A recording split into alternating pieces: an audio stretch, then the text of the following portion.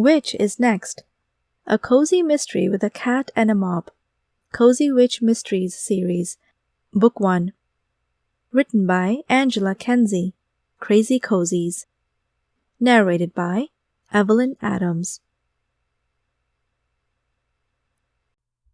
Chapter 1. There was always enough to do in Sunset Village, especially with all the kiosks and the shops for tourists. But I don't think anything as crazy and life-changing had ever happened before as on the 4th of July. I was standing at the end of the pier, away from the crowd. That day, I was wearing a white top and a red skirt. My boots were black, and I was wearing a blue headband to blend into the American national colors. I was staring at the dark water as everybody was celebrating this national holiday on the streets of the new town I had moved into. I was a little tired of the parade. I had gone there for about 2 hours, and now I felt a little lonely. Moving to a new town is demanding and exhausting, but as always, I didn't fail to see the humor of the situation. The move was a big joke. It was fake. My mother had taught me to quickly and easily teleport objects to a different place within my view. It was like telekinesis, but she had also told me to not use my magic if I didn't have to, or if other people would get suspicious. So here I was, silly me. I had paid a few $100s to people to move my stuff to the other side of the United States. Every time they looked away hauling the boxes, I would point my finger behind their backs to a box and move it to the other side of the room to help them out and speed things up. Sometimes they got a little unsure of what was going on, but most of the time, they didn't see what I was doing. It was hilarious. I saw one guy raise his eyebrows more than a dozen times, which implied that he was one of the clever ones, but he had no clue either. Anyway, let's not get into that too much. So, why did I hire these guys? Well, I could have done it all myself, but I didn't have a lot of friends and I wanted to make some new ones, so instead of going to a bar where you meet sketchy people anyway, or dumb drunkards, I decided to see if the people who were moving my things around were actually nice. I am 23 years old, and I am still single. So, for the sake of meeting new men, I checked out the people who had a job, and were strong too, most likely. But unfortunately, all of them were already married. Back to the parade on the 4th of July. Like I said, I had been in the parade for a couple of hours trying to meet new people, but I was completely new in town and nobody knew me. I talked to an old lady who sounded almost as crazy as my cat, Shadow, and I flirted with some single men, but was not really my style to just walk up to someone and ask them questions or introduce myself. No, that was more Zelda's style. I was happy that Zelda lived in the same town as I did, but at this particular moment, she was of no help. She was out of town, and I was stuck with myself. And although I consider myself a pretty good conversational partner, since I surprisingly always agree with myself, I was longing for some company. The parade had been very colorful, elaborate, noisy, and full of American flags, decorated cars, fireworks, and overly excited individuals. Some people in the parade would throw candy, and others had American flags painted on their faces. Well, or representations thereof. Have you ever tried to paint an American flag that small, with all 13 stripes and 50 stars? Impossible. Poor face painters, they would never reach perfection. Anyway, I didn't remember everything from the parade, but I did remember the man with the beard and the bald head, a hat that was way too big for him, so it would constantly drop on the ground, and every time it would, his little boy would pick it up and politely give it back to him. He would thank the boy and look as if nothing had happened, putting his nose in the air to maintain his cool appearance, so that people would not think anything of it. Ironically, however, putting his head up like that only increased the likelihood of the same hat to fall off again. I chuckled when I saw it. All the things some people do to maintain the appearance of a big ego. Incredible. But now all of that was over. As I stared at the horizon, the sun was about to set, and it was getting late. I took off my boots and put my feet into the water. I sighed. I looked at the waves and thought of how to paint them on a canvas. Then I heard a voice behind me. "You're done talking, huh?" I looked behind me. It was my black cat, Shadow. I smiled at him and said, "How many cats did you talk to then?" "Oh, I got to know some of them. I just got bored. So, what are you doing?" I got bored too, I admitted. "Can't you do something funny, like cause someone to trip or have some people crash?" "You naughty cat. I am not here to crash the party in that sense." "Come on, Cammy. I'm bored out of my mind. Let's make something go wrong. You mastered the power of telekinesis. Do something with it." "Just be quiet, Shadow. I won't do it. Let's just enjoy the fireworks," I said. That concluded the matter. We sat there. He sighed. I sighed again too. And actually, the boring turned into something peaceful. But as always, peaceful doesn't last. I could go into funny anecdotes from the rest of the 23 years I spent in this crazy world, and find moments of assumed peace, only to have that same quiet atmosphere interrupted by some sudden chaotic announcement, drama, or emotion. This moment was no different. The quiet gaze at the fireworks and the sun at the horizon that colored the water red, orange, and yellow only lasted for several minutes. "Madam?" I heard a quiet voice behind me say. I looked behind me, and so did my cat, Shadow. It was a little girl, a young child by herself. She was wearing a white dress and had tiny American flags painted on her cute cheeks. Her hair was blonde, and she had a stars and stripes ribbon in her hair. With her blue eyes, she looked at us with an innocent but demanding expression on her face. "Yes, what is it?" I asked politely. "I found something. I think you should see it." "Where are your parents?" I wanted to know. "My dad is watching the parade. I snuck away because I heard something. Everyone else thought they were more fireworks, but I thought it was something else. Want to come see?" I looked at Shadow and he looked at me. I shrugged. "Sure," I said. "What's your name?" "I am Shelley, and I am 7 years old." "Nice to meet you, Shelley," I said. "I am Cammy, and this is my cat, Shadow." "He's cute," Shelley said. Shadow scoffed at that comment. He never liked being called cute. But he knew he couldn't talk back, so he just rolled his eyes and took it like a real tough cat. "Well, what are we waiting for? Let's go then! Come on!" she shouted.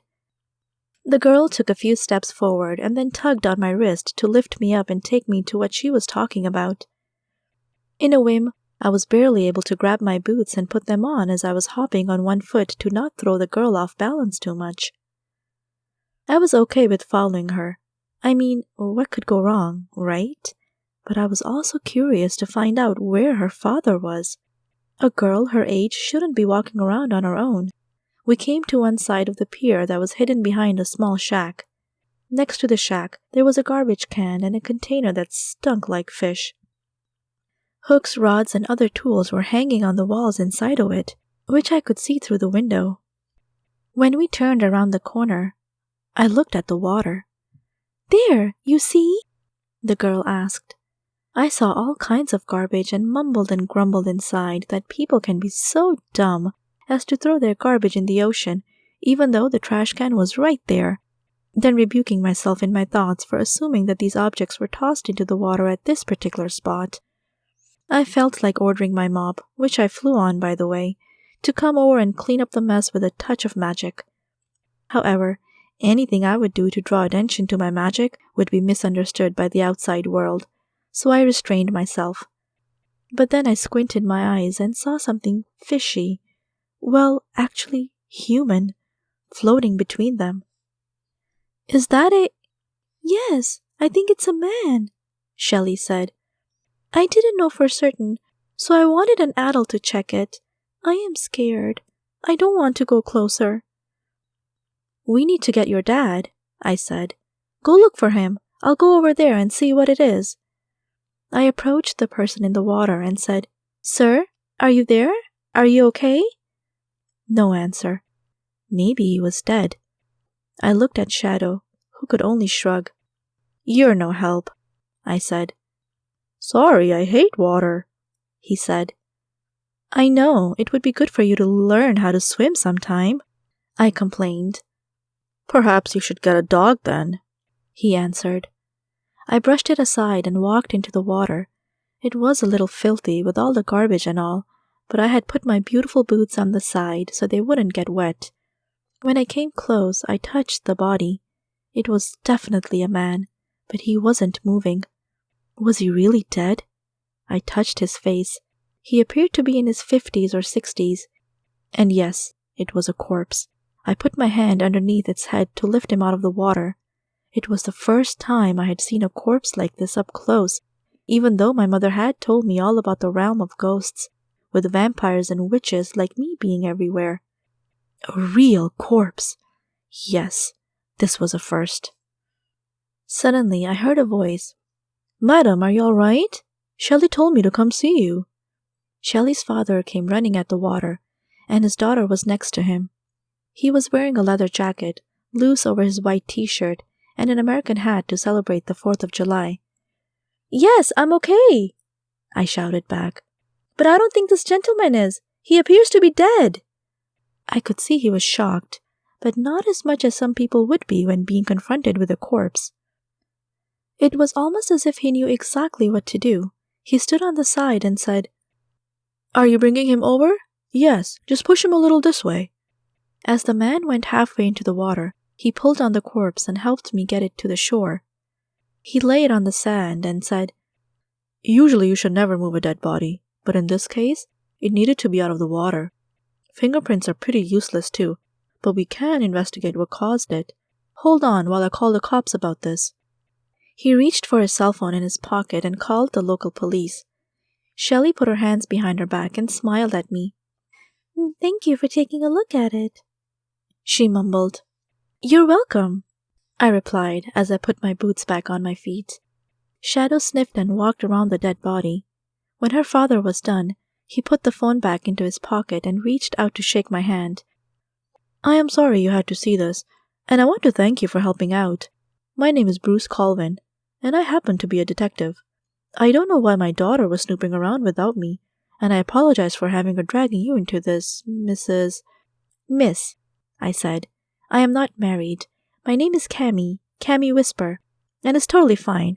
I think your daughter is very sweet." "Yes, I love her to pieces. Thanks. Anyway, again, sorry to get you involved. You may go if you want. I can take it from here." "Actually," I said, "I am intrigued. What do you think caused this man to die?" "Well, it seems simple," Bruce said. "It looks like a gunshot to the chest. See? The blood got mixed with the water already, but you can clearly see the wound over here." "So what will happen now?" I asked. "The police will be here shortly. I insisted that they bring a forensics team. We're going to find out everything we can about this.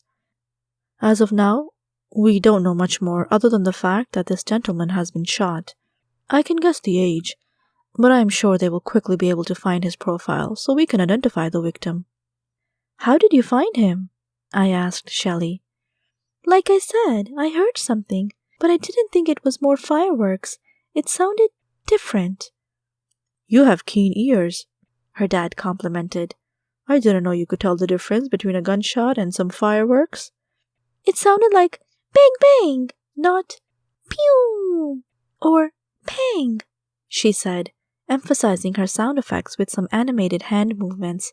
We both chuckled at the lively spurt of this 7-year-old trying to explain to adults what she had heard. "Very descriptive," I commented with a smile. "I would probably hear the difference too." Bruce smiled at me. In fact, I think he was even staring a little at me. I mean, I mentioned I wasn't the biggest flirt in the world, but I wasn't oblivious to things like that either. At that moment, I knew he found me at least somewhat attractive. I had no idea what was going on in his head, but it didn't matter. It was flattering, and I liked it. "Well, I better get going," I said after a few minutes. "I mean, I would like to stick around, but the police will want to solve the case without me, I'm sure. So anyway, it was nice meeting you, Detective Colvin. I might see you again." "It was good to meet you too, Ms. Whisper. Can I have your phone number? If there is anything you might have seen, if the police have any questions, you know. It would come in handy to call you and see if you can help us with the case. Oh, and please, call me Bruce. I took out my phone and said, I will text it to you. What's your phone number? We exchanged phone numbers and I left. I looked back one more time and waved his daughter goodbye. As we walked back to the parade, I saw police cars arrive at the scene. It wasn't any of my business anymore, so I decided to watch the fireworks one more time. I looked at Shadow, who was walking next to me. He looked up and said, Ooh, wow, he asked for your phone number. What are you saying, silly cat? Just that a single guy like him might not need you for a case like that. Hey, don't tease me. He just wanted my information. It makes perfect sense. Sure he does. Shadow said with a smirk on his face. Besides, who says he is single? He has a daughter, I added. There is nothing going on. We'll see, Shadow said. We'll see if I'm right. Suddenly I saw a little boy stare at me. He was looking at me as if I was stupid, so I asked, What? Why are you staring at me? Do you always talk to cats? He asked. My mommy says animals can't really talk. Is that true? I didn't know what to say. Was I going to tell him the truth about cat language and the power witches possess to talk to animals? I knew I couldn't do that. It would discredit his mother. Another quick dilemma. I thought for a moment and replied, Your mom is right. I am just a little crazy. My cat likes it when I talk to him, but cats can't really talk, dear. Go on, run back to your mom. He smiled and ran away. That was close. Imagine that, becoming the village idiot in the first week of my arrival. I wasn't planning on moving soon, so maybe from now on, I had to try to blend in more. When I came home that night, a million thoughts raced through my mind. Was Bruce really married? Would I even be interested in a single dad if he wasn't? Why did that girl come to me and nobody else? Did my boots not get too wet with my feet in them? Was my skirt long enough? And what happened to that guy who got shot in the chest? The questions kept me up for a little while, but when I glanced at my cat, I saw that he was already asleep. Inspired by his carelessness, I finally told myself to close the thinking box and go to rest. Chapter 1. There was always enough to do in Sunset Village, especially with all the kiosks and the shops for tourists. But I don't think anything as crazy and life-changing had ever happened before as on the 4th of July. I was standing at the end of the pier, away from the crowd. That day, I was wearing a white top and a red skirt. My boots were black, and I was wearing a blue headband to blend into the American national colors. I was staring at the dark water as everybody was celebrating this national holiday on the streets of the new town I had moved into. I was a little tired of the parade. I had gone there for about 2 hours, and now I felt a little lonely. Moving to a new town is demanding and exhausting, but as always, I didn't fail to see the humor of the situation. The move was a big joke. It was fake. My mother had taught me to quickly and easily teleport objects to a different place within my view. It was like telekinesis. But she had also told me to not use my magic if I didn't have to, or if other people would get suspicious. So here I was, silly me. I had paid a few $100s to people to move my stuff to the other side of the United States. Every time they looked away hauling the boxes, I would point my finger behind their backs to a box and move it to the other side of the room to help them out and speed things up. Sometimes they got a little unsure of what was going on, but most of the time, they didn't see what I was doing. It was hilarious. I saw one guy raise his eyebrows more than a dozen times, which implied that he was one of the clever ones, but he had no clue either. Anyway, let's not get into that too much. So, why did I hire these guys? Well, I could have done it all myself, but I didn't have a lot of friends and I wanted to make some new ones, so instead of going to a bar where you meet sketchy people anyway, or dumb drunkards, I decided to see if the people who were moving my things around were actually nice. I am 23 years old, and I am still single. So, for the sake of meeting new men, I checked out the people who had a job, and were strong too, most likely. But unfortunately, all of them were already married. Back to the parade on the 4th of July. Like I said, I had been in the parade for a couple of hours trying to meet new people, but I was completely new in town and nobody knew me. I talked to an old lady who sounded almost as crazy as my cat, Shadow, and I flirted with some single men, but it was not really my style to just walk up to someone and ask them questions or introduce myself. No, that was more Zelda's style. I was happy that Zelda lived in the same town as I did, but at this particular moment, she was of no help. She was out of town, and I was stuck with myself.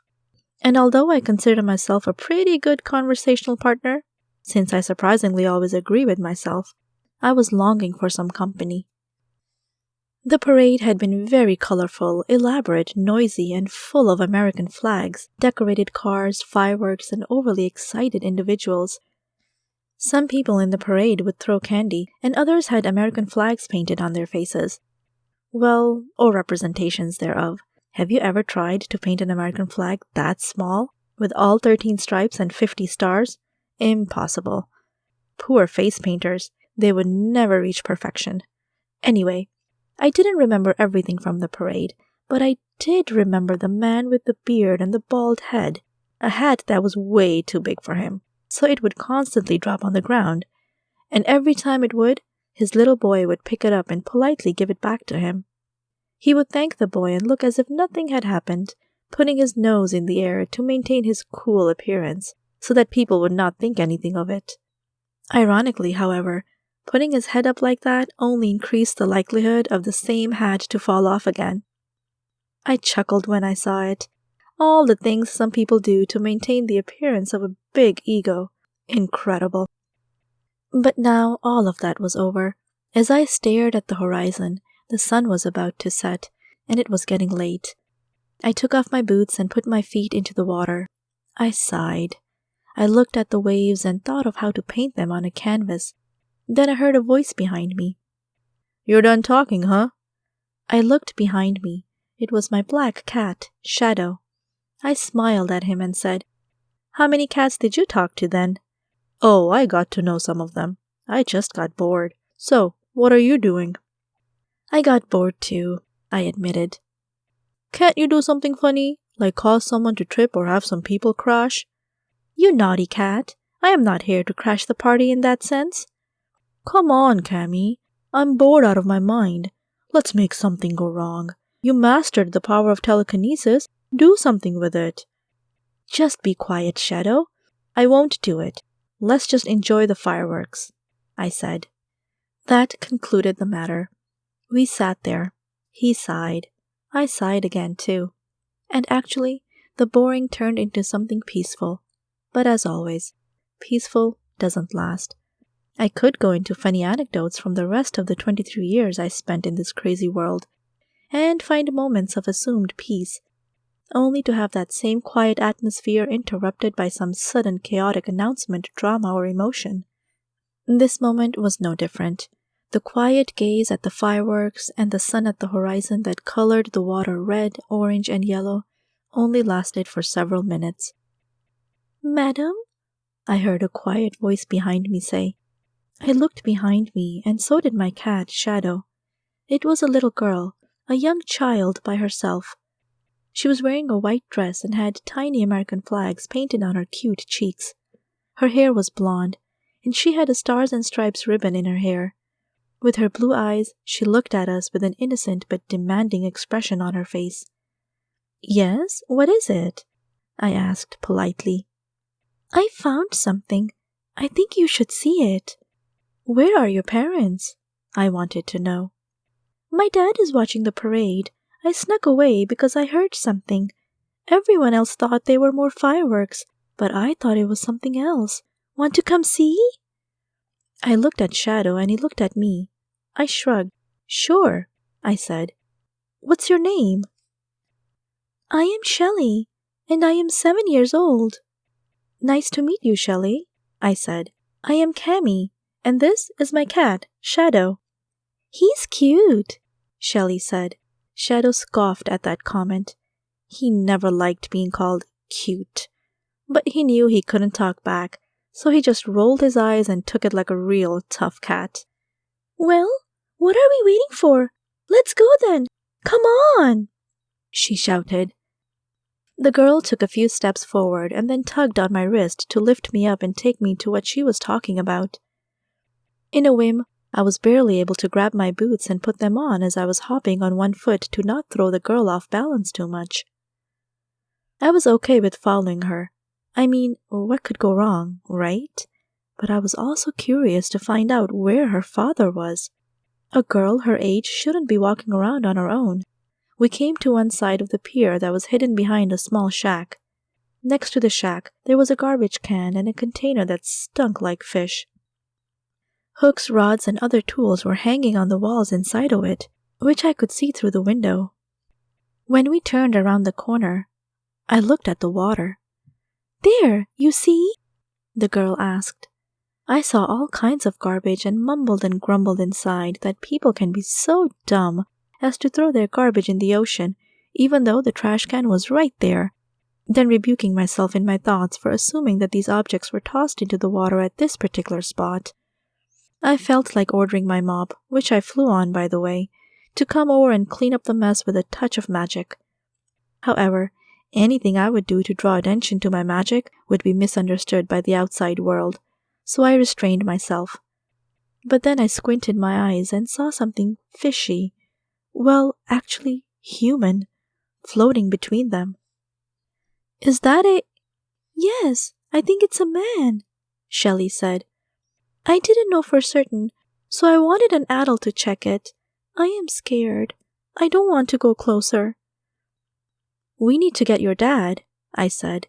"Go look for him. I'll go over there and see what it is." I approached the person in the water and said, "Sir, are you there? Are you okay?" No answer. Maybe he was dead. I looked at Shadow, who could only shrug. "You're no help," I said. "Sorry, I hate water," he said.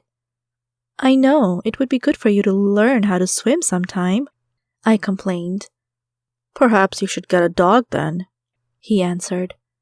I brushed it aside and walked into the water. It was a little filthy with all the garbage and all, but I had put my beautiful boots on the side so they wouldn't get wet. When I came close, I touched the body.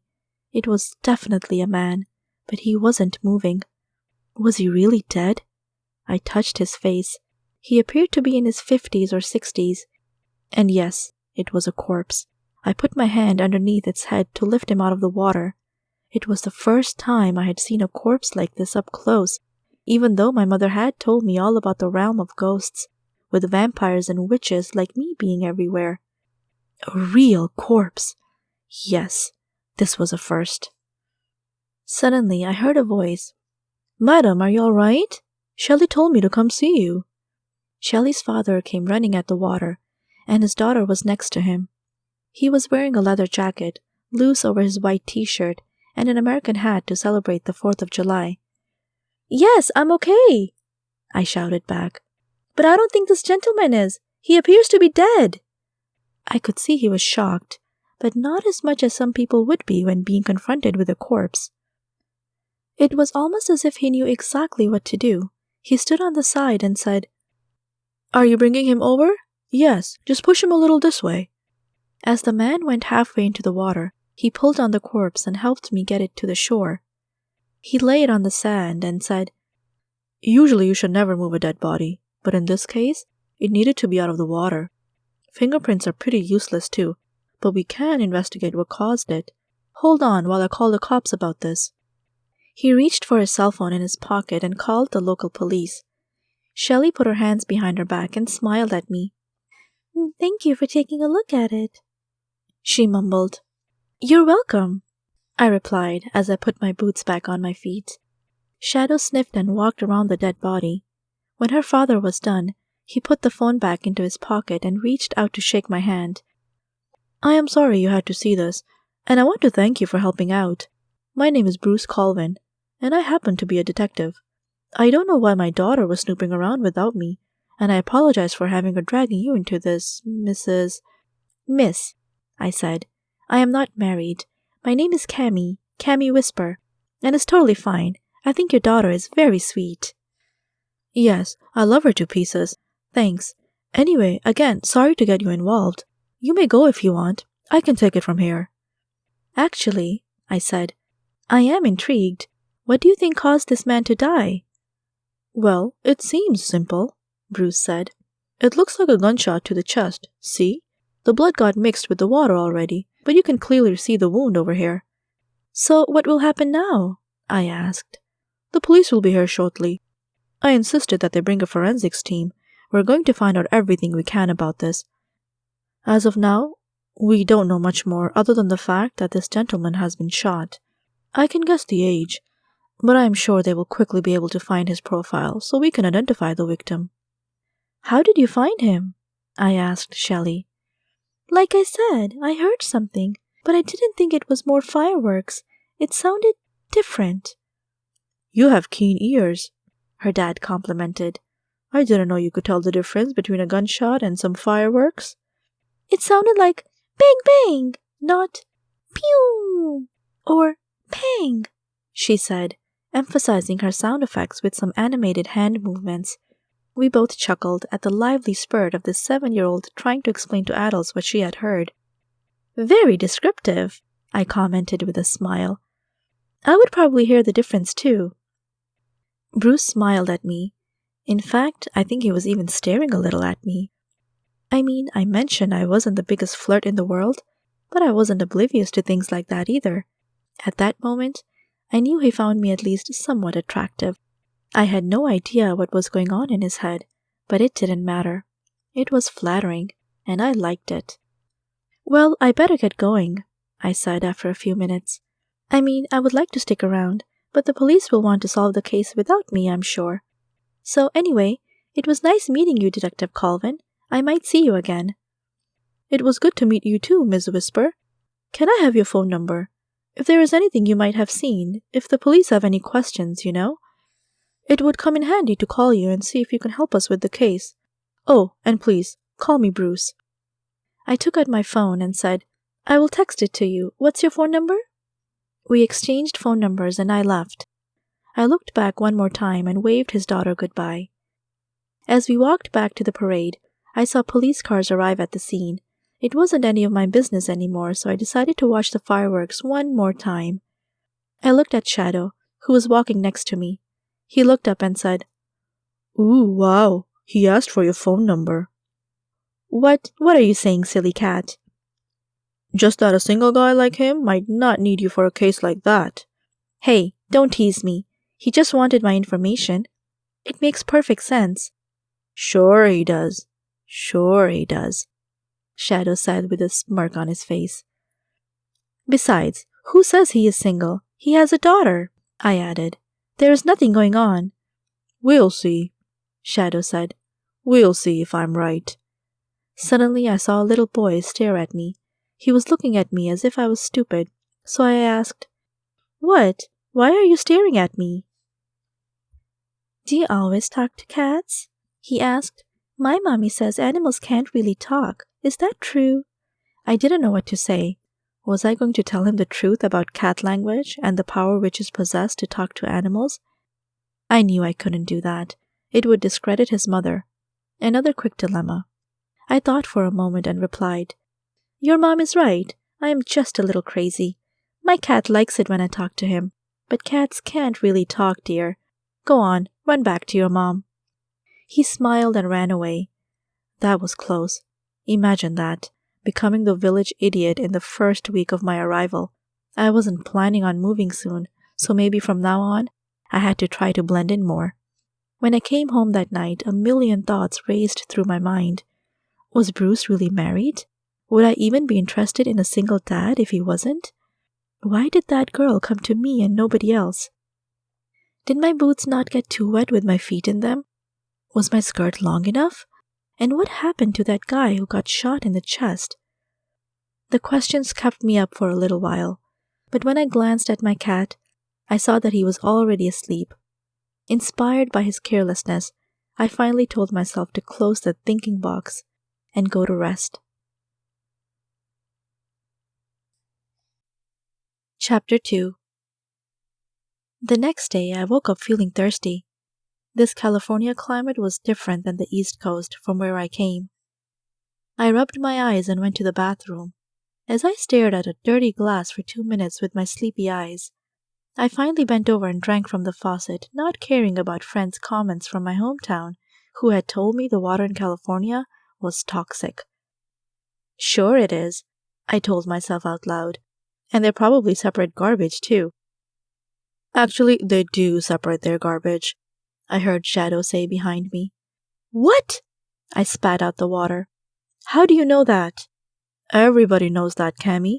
They separate compost, which is the green, reuse, which is the blue, and landfill, which is the black container. You have to be careful where you chuck your junk here. Oh, well, maybe that's better. I guess I saw some areas back east where they did that too. Yep, but I get used to it. So, what are you going to do today? I am setting up my little shop, silly cat. You knew that. Yesterday was celebration time. Today, it's time to get to work. Now, please leave the bathroom. I am taking a shower. Why do you care if I'm in here? I'm a cat. I don't get excited by seeing you naked. I know, but you're a male cat, a tomcat, and it's still inappropriate. Besides, you talk, and it's almost like you are a real person. I'd rather shower alone. So please leave and close the door. I need my privacy. Fine, but I think you're being overly prudish, he complained, as he went into the living room. In a way, he was right. As I took my clothes off and hopped into the warm shower, I thought of how protective I had been in the past. My mother had taught me to be chaste and virtuous. Those were her words. My virginity was worth a lot, she had said, so it was better to dress modestly in a society with an already seductive media. And I agreed with her. Better to be prudish than to reveal too much. I wanted a man to like me for who I was. Was I fooling myself with that idealistic dream? When I came out of the shower, I looked at myself in the mirror and thought, Okay.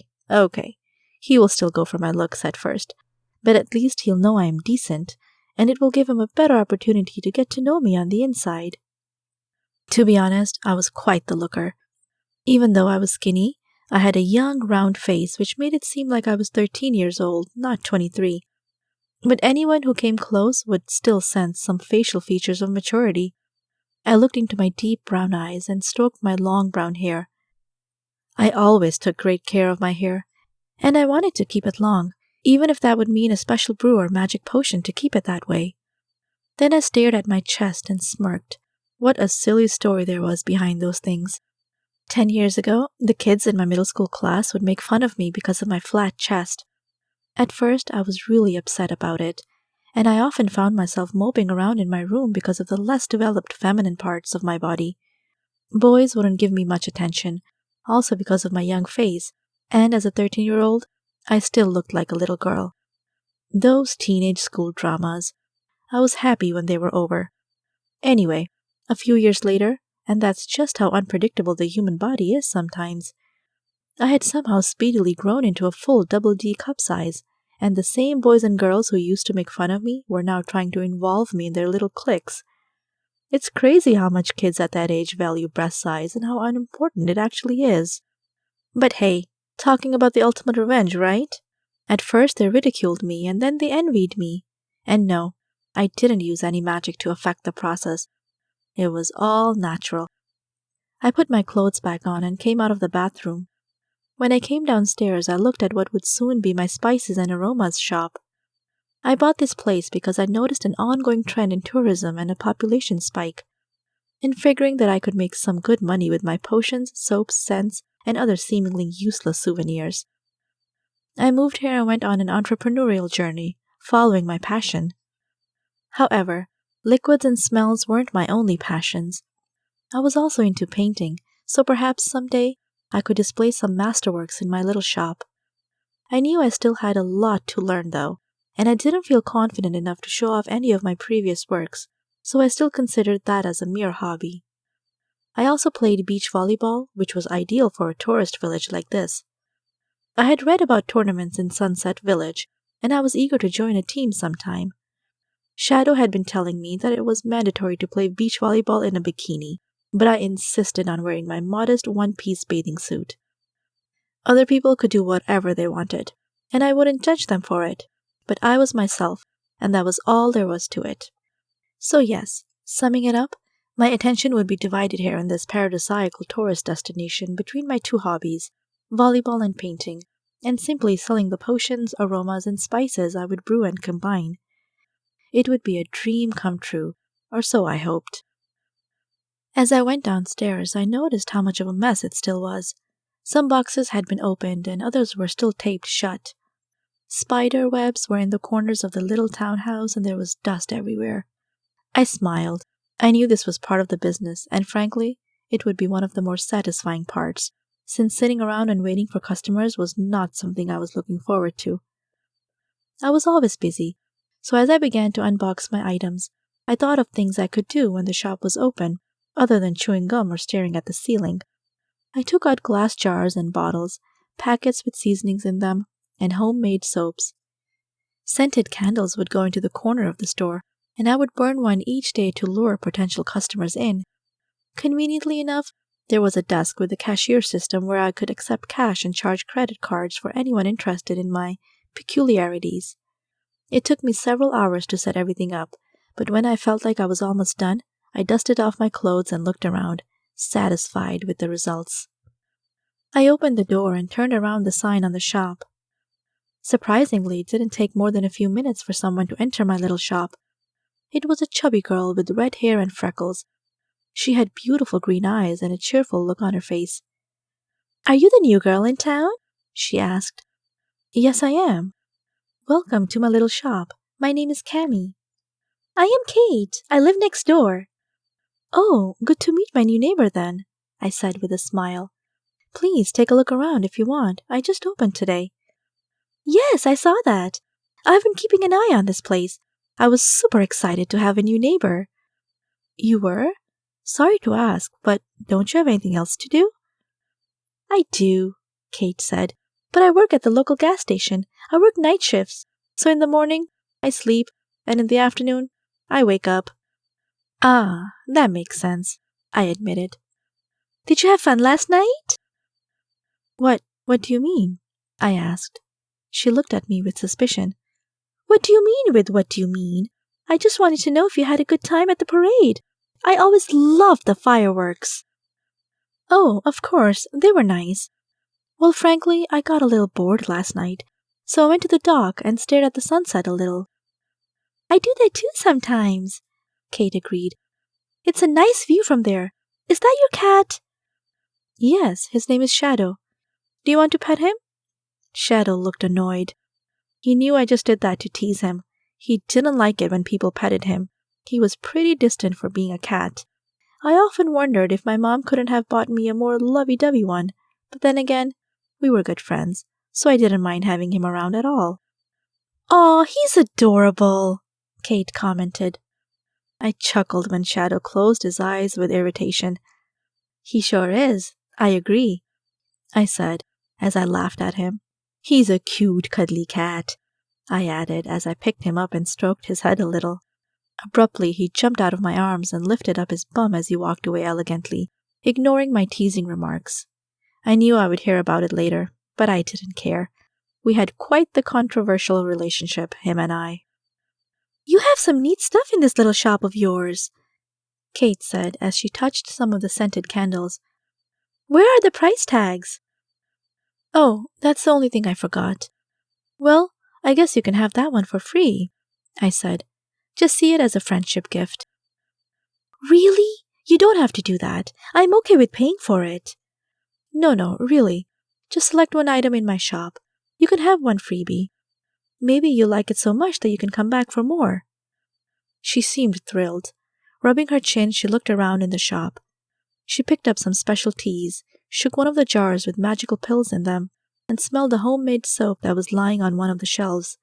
Then she came back to the shelf with scented candles and said, "It's all very nice, but I am a sucker for scented candles. I'll take this one.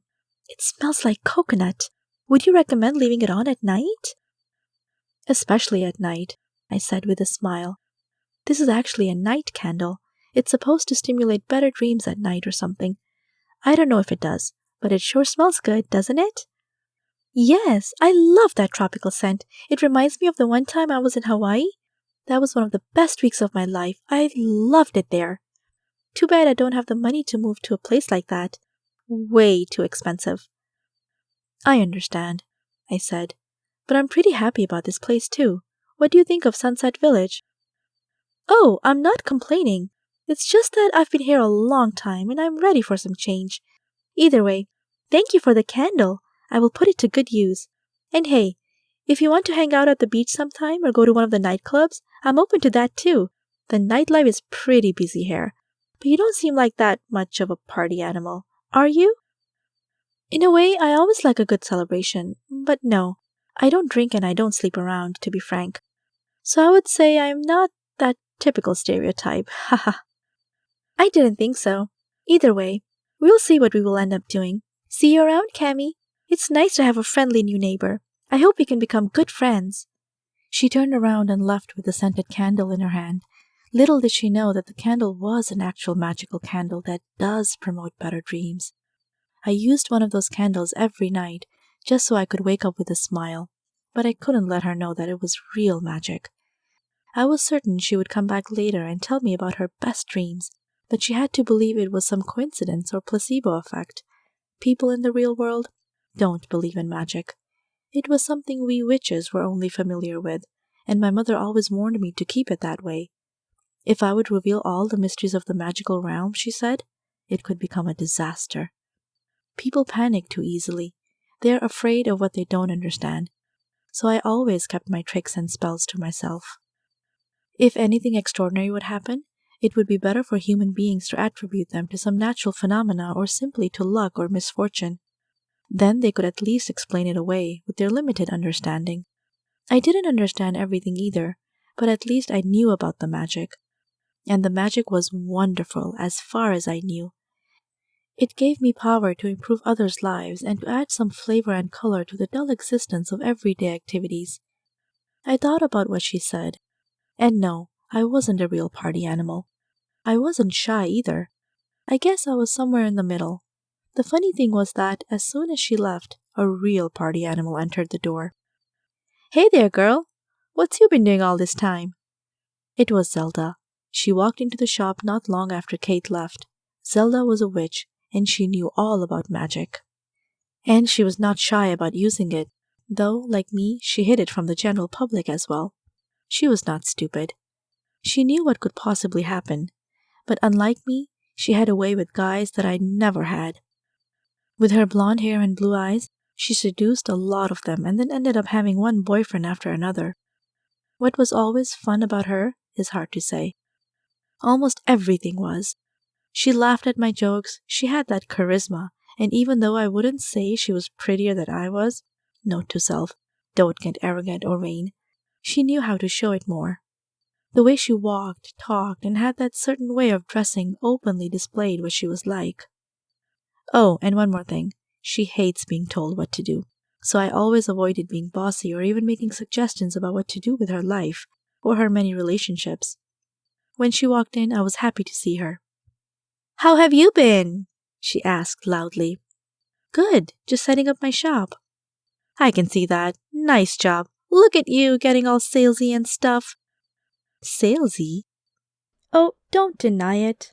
You're in it for the money, the cash, the Benjamins. I can see right through you, girl. I didn't think she understood my true intentions, but unlike my cat, she was usually wrong about me anyway. It was fine, because Zelda was just a fun, bubbly personality to be around. How was your trip? I asked. As usual, men are so stupid. All I had to do was smile, cross my legs, put on some perfume, and convince them to take me on a vacation to Cancun, she explained. So that's where you went? Yes, at first I was just in Los Angeles, but I, upgraded my vacation a little, let's put it that way. I chuckled. You're so sneaky, Zelda. I could never do what you do. Suddenly she became very serious. Don't, she said. You don't want to be like me. Sure, I have a lot of fun, and that's what keeps me going, but you're still so innocent and calm. You're a deep thinker, and that's what I like about you. Don't ever change for me, okay? No problem. So tell me, what are you up to now? Just seeing if I can get this little business going, Someone just got my scented candle. Oh, the one that makes you sleep better? I love that one. It's like melatonin on steroids, but with the dream effect and everything. Love it, love it, love it. Good for you. Well, gotta go. Talk to you later. Wait, I said. Where are you going? I have a date with a guy in town. You wouldn't believe some of the places he's been. Let me guess. Antarctica? I said skeptically. No, silly. He's British, from Europe, remember? The continent with all the castles and palaces? It's pretty cool. I think I might talk him into taking me there one day. I didn't really know what to think of it.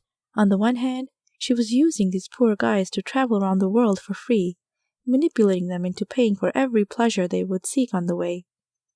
On the other hand, I wondered if some of these guys didn't mind. Some guys might like a pretty girl next to them when they meet and greet. It's like having status when you show off a beautiful woman to your peers, even in the highest circles. Maybe even especially in those circles. Well, good luck, I said a little sheepishly. I hope you find what you're looking for. I will, girl. Ciao, gotta go. Kings and castles are calling my name. She left in a hurry. As I watched her leave the shop, I wondered, good for you, when am I going to find what I am looking for? And at that very moment, my phone rang. I tapped the button on my phone and answered the call. The voice on the other end said, Hey Cammy, this is Bruce. I wondered if you had some time to join me for dinner. We found some new information about the victim, and we would like you to give an honest opinion about it. My neighbors will babysit Shelley, so it would just be you and me. Do you want to come? I smiled and said, I would love to. Chapter 3. I knew it was an investigation, but it felt like a date. I was interested in hearing more about the dead victim, but if I am honest, I have to admit I was more so interested in Bruce and his background. When I got the phone call, and after hearing the time and place where we would meet, I immediately fled to the bathroom and got myself ready. I only had about an hour to do makeup, which some might laugh about. Yes, only an hour. There was a lot to do. I applied eyeshadow, some lip color, and spent the longest time getting my hair right. I finished it all off with some gold earrings and a simple necklace. What are you doing in there? Shadow asked when he came in. I am getting ready for a dinner appointment, I answered. With whom? None of your business. You'll tease me about it again, I said. Is it that hunk from the crime scene? It is, isn't it? I knew it. Oh, you? We're just going to talk about what happened at the beach. Which part? The part when you pushed a disgusting corpse out of the water? Or the part when you looked into each other's eyes? I didn't answer. Honestly, I didn't answer because I had no idea. I didn't know anything about this Bruce character, so I was very reserved and cautious not to have any expectations. I mean, really, what was his story? Why did he have a child? And what was he doing here anyway? For all I knew, I was doing the Zelda thing, getting a free dinner by looking pretty. That's a fancy dress, very appropriate for a murder investigation, Shadow said when he saw the purple dress I was about to put on. I don't know if that was sarcastic or not, and I don't want to know. I sneered back. I am just going to have dinner with a detective, and that's it. A handsome detective, Shadow added. Okay, that's it. One more comment and I will throw you out the window. You always land on your feet anyway, I said. He was silent after that, although I think I caught him secretly making some kissing sounds when I wasn't looking. I didn't care. I was about to have some fun. When I was done with my face, my hair, and the dress, I called my mop. Mop! Mop! I shouted. Where are you? In an instant, my mop came flying in and floated in front of me, about 2 feet above the floor. I opened the window, lifted up my dress, and sat sideways on the mop. I still don't know why you use that thing, Shadow criticized. You look ridiculous on it. Imagine if the neighbors notice you. First of all, I defended, they won't, because nobody stares at the back window of a house all day waiting to see a witch fly out. And second, if you're referring to the fact that it is a mop, you are more wrong than you ever could be. I know a lot of witches use broomsticks, but that stuff is so old school. Mops clean a floor way better. They are obedient and they function just as well. Anyway, I don't have time to explain it all over again. If you ever become a witch, you can choose a broomstick. Happy?" He rolled his eyes with a smirk on his face and waved me goodbye. Cat score, 0. Cammy score, 100 points. I won this smarty pants discussion. Whoosh! I flew out the window into the dark sky. It was a beautiful sight.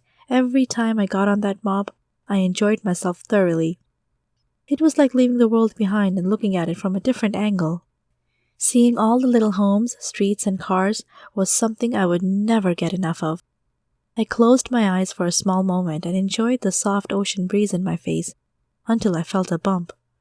I opened my eyes and looked back, trying to figure out if I had accidentally hit something. I put my hands on my mouth in shock when I realized my mop and I had just hit a seagull. Oops. I noticed it was still flying, so at least the poor bird was okay. I concluded after that it was better to watch where I was going. And even though air traffic on a mop is not comparable to the everyday cutoffs, cuss words, and frustrations of a Los Angeles highway, I was suddenly aware of the fact that even flying on a mop took some concentration. "Sorry, seagull!"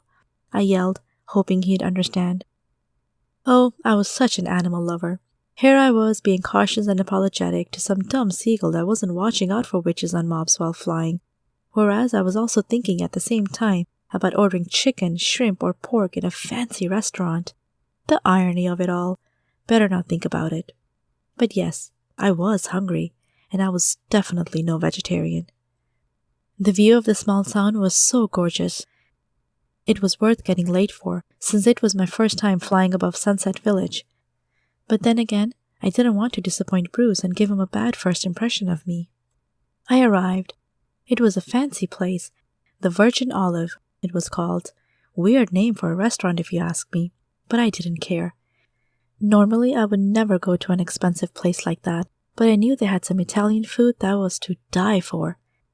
Zelda had told me all about it before I came. Of course, she never paid for any of the times she ate there, but I don't even think I have to add that into my story anymore. That should be an automatic conclusion by now. Either way, now it was my turn. I was about to eat out at a high society restaurant. I entered the building and a waiter welcomed me. He kissed my hand, which I was doubtful about, but oh well, I liked it anyway.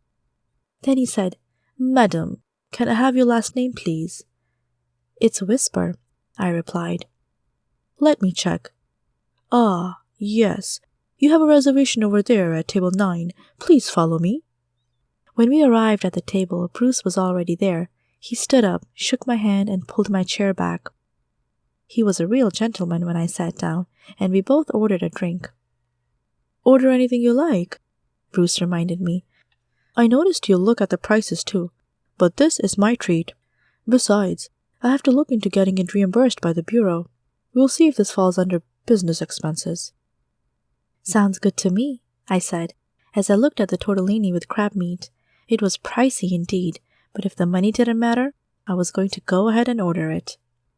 "So," he began after a brief, awkward silence, "I am going to be very forward, since I am usually a forward guy. I invited you for 2 reasons. First, I wanted to know what else you saw at the night we found the body. And the second, I would just like to learn about you, just for fun, and just to make new friends." "That is very forward," I said. "Are you single then?" "Now look who's being forward," he said. "Yes, I am, and I have to admit, I think you look very beautiful, even more so tonight in that dress. But I must warn you too, my past is pretty complicated. My ex-wife is, difficult. So if you're okay with something like that, we could spend more time together, but it's all up to you. I won't say more about that for now." This must have been the most open, awkward conversation anyone had ever had on a first date. I didn't know if I was okay with a demanding ex-wife. I didn't even know if I was okay with someone who was divorced. I never thought about all that stuff, even though I had had enough time to think about it, I guess. But instead of focusing on all those annoying questions in the back of my mind, I tried to just listen and stay open-minded. "Okay, so what would you like to talk about first?" I asked. "First, let's keep this casual. Tell me more about yourself. You seem to be much older than you look. I can tell from the way you act." "I am 23 years old," I said. "What about you?" "I am 31, he said. "And yes, I am not surprised. I think a lot of people estimate you as being in your teens, don't they?" I sighed and blew some air up my face, which made my bangs wave a little. "Yes," I said, "and a lot of people don't take me seriously because of my baby face." "Just wait until you're 40 or 50, he said. "You'll be happy to look 10 years younger then." "I know," I said with a smile. "That's the comfort I get. So what else would you like to know?" "Anything," he said. "How long have you lived here? Where did you come from? What are you doing here? I guess I just want to know too because you're new in town. I can tell." "How can you tell?" I asked. "I've never seen you before. That, and you seemed to be a little lost yesterday." I laughed. "Oh, did I? Well, glad you can read me like a book." "I didn't mean anything by it. You just stood out, in a good way," he explained. "Funny, but yes, I am from the East Coast, and I just moved in. I have a little shop with soaps, fragrances, potions, and other tourist stuff visitors will be inclined to buy. Or so I hope. Today I just set it up, so no customers yet, but I am sure I will get some soon. I also love to paint and play beach volleyball, and you've seen my cat." "Nice," Bruce said. "Welcome to Sunset Village. It's a great town. I've lived here for several years now. I don't know how long I'll stay, but it has been good so far. Now, another question, and I don't mean to interrogate you, because you're definitely not a suspect. Why do you think my daughter came to you?" "I have been asking myself that question," I answered. "I don't know. Maybe I was the only one around. I mean, most people were at the parade, right? So that must be it. Can I ask you a question? What have you discovered about the victim?" "His name is Matthew Starlinger, and I think this may become a tough investigation because he owned the beach resort at the end of town, the Golden Crown Hotel. He was 55 years old when he was murdered." "You mean when he died?" I corrected. "Why would you think he wasn't murdered?" Bruce asked. "We can assume that he was killed by someone else because he was shot," I explained. "But what if he just committed suicide? We don't know what happened." "Good point," Bruce admitted. "It's a possibility, but you probably know very well, as I do, that most people who commit suicide don't shoot themselves in the chest. Plus, we never found the murder weapon. I know it could have been tossed into the ocean and drifted off, but it's still a more plausible scenario that supports the theory of murder, wouldn't you say?" "Agreed," I said. "I just want to make sure we don't rule it out as a possibility." "And we won't," he added. "Maybe along the way we will find further evidence of that, but for now, we have to keep in mind that a lot of people could be suspects. Especially when you think of the money that goes around in a 5-star resort like that. Someone might be out for his money. Maybe he had creditors, competitors, or someone else who might have had a motive to kill him." "True, I can see that." "I like that about you, Cammy," he said. "You consider all options. I already sensed something like that when I first saw you. You're observant. And I think you could help me solve the case." I raised one eyebrow. "I have never helped anyone out in a murder case," I said. "Why would you need help from me?" "Well, you can reject the offer if you want, but you will come in handy when we question certain individuals, especially since you're new and you don't know anyone yet. If you had been living here for a while, you might have been biased. But to you, everyone is a suspect, and that's another benefit." I could come in handy. Well, that sounded less flattering. But I knew what he meant. I wasn't sure anymore, by the way he talked about the case, about me, or about his crazy ex-wife, whether or not he was a good candidate for me to date. But my curiosity about the case was sparked nonetheless, and I was very interested in doing this. I thought for a moment, staring at the glass with 7-Up I had ordered. I took a sip and dipped my finger in the drink. I know, childish, but I couldn't resist it. I glanced at Bruce, who was busily eating his pesto spaghetti by now and not paying a lot of attention to me, so I went for it. I put my wet finger on the tip of the glass and moved it around in circles. "Hey, what was that sound?" Bruce asked. I put my hand back on the table and mumbled, It's real crystal." "What?" he asked. "It's real crystal. The glasses. They're made out of crystal. You know, if you move your finger on the edge, you can hear it zoom." He chuckled, almost choking on his spaghetti. "I used to play that game all the time when I was a kid. Unfortunately, the restaurants I went to never had any real crystal glasses. Here, let me try." I laughed when I saw the child come out in this grown man. He was testing out the crystal glass as well, and he kept doing it until he got a stern look from a grouchy old man at the table next to us. "Yes, what were we talking about again?" Bruce asked. "The investigation," I said. "Ah, yes. Do you want to join me then?" he asked me directly. "The salary will be pretty good, so you won't miss out." "What about my shop?" I asked. "I have to get that going, don't I?" "Yes, you can definitely open that during the day, and in the evenings we can go out there and do some research. What do you think? If you don't want to decide right now, you can tell me tomorrow too. But I have to get started soon, so tomorrow is your last chance." "Well, I think—" But before I could finish my sentence, one of the waiters tripped and clumsily dropped his tray with 4 glasses of wine, which all ended up on my dress. I screamed briefly and softly and began to shiver because of the cold drinks. As soon as I realized what had happened, I stood up immediately. The wine was all over the floor. Bruce looked concerned and asked, "Are you okay?" "Yes, I am fine. It's just that I don't like the smell of alcohol," I said. "And now my dress is all wet." "I am terribly sorry, madam," the waiter said. "I will make sure this will be taken care of soon." He rushed to the kitchen and came back with a small white cloth, which soaked up a small portion of the liquid and turned crimson red in an instant. "What are you doing?" another waiter asked. "We need more than that to clean it up. Go to the kitchen and get a mop. Hurry up, these guests are waiting." I was still standing up, far enough from the spot on the floor where the wine had been spilled, making sure I wouldn't step in it. Bruce had no idea what else to say. I guess he noticed me patiently waiting for the waiters to clean up the mess. I wasn't angry. I wasn't going to blame them for an accident, although I thought it was very frustrating. After a minute, the waiter came back and said, "We have no mop. We have nothing. Where did it go? I thought every kitchen is supposed to have a mop." "Oh, yes," another waiter said. "I broke it. Not on purpose. It happened yesterday. Sorry, I forgot to mention it." The waiter who was in charge was furious. I saw that he did everything he could not to yell in a restaurant full of guests, so he lowered his voice and sneered between his teeth. "Next time, let us know sooner. We don't have time to go to the other side of town and buy one now. We must clean this up immediately."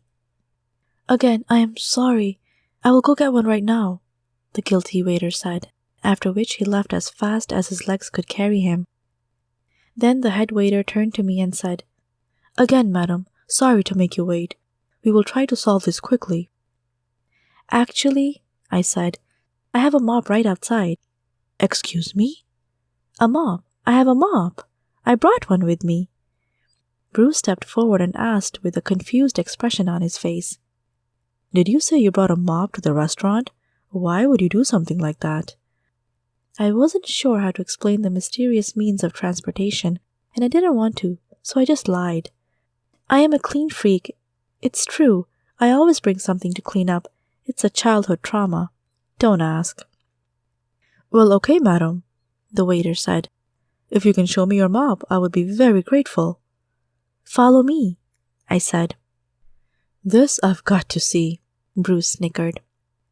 We walked outside, and I took them both to the side of the restaurant where I had parked my mop behind a trash container. "Here you go," I said, while handing it to the waiter. "It's not for sale, so when you're done, I would like it back. It's my special mop." "How is it special?" Bruce wanted to know. "Huh? Oh, I flew over here on my mop, just like witches on a broomstick." I figured he wouldn't believe me anyway, even though I was telling the truth, so that's why I wasn't nervous about saying something like that. He laughed. "You're a funny one, Cammy. Funny but mysterious. I'm not sure I understand, nor would I want to. Come on, let's go clean up that mess and continue our dinner." We went back inside, and the waiter cleaned up the wine with one other waiter. They gave me the mop and we put it against the wall until we were done with our meals. When we asked for the bill, the waiter told us, "I would like to charge you, but I wouldn't feel right doing it.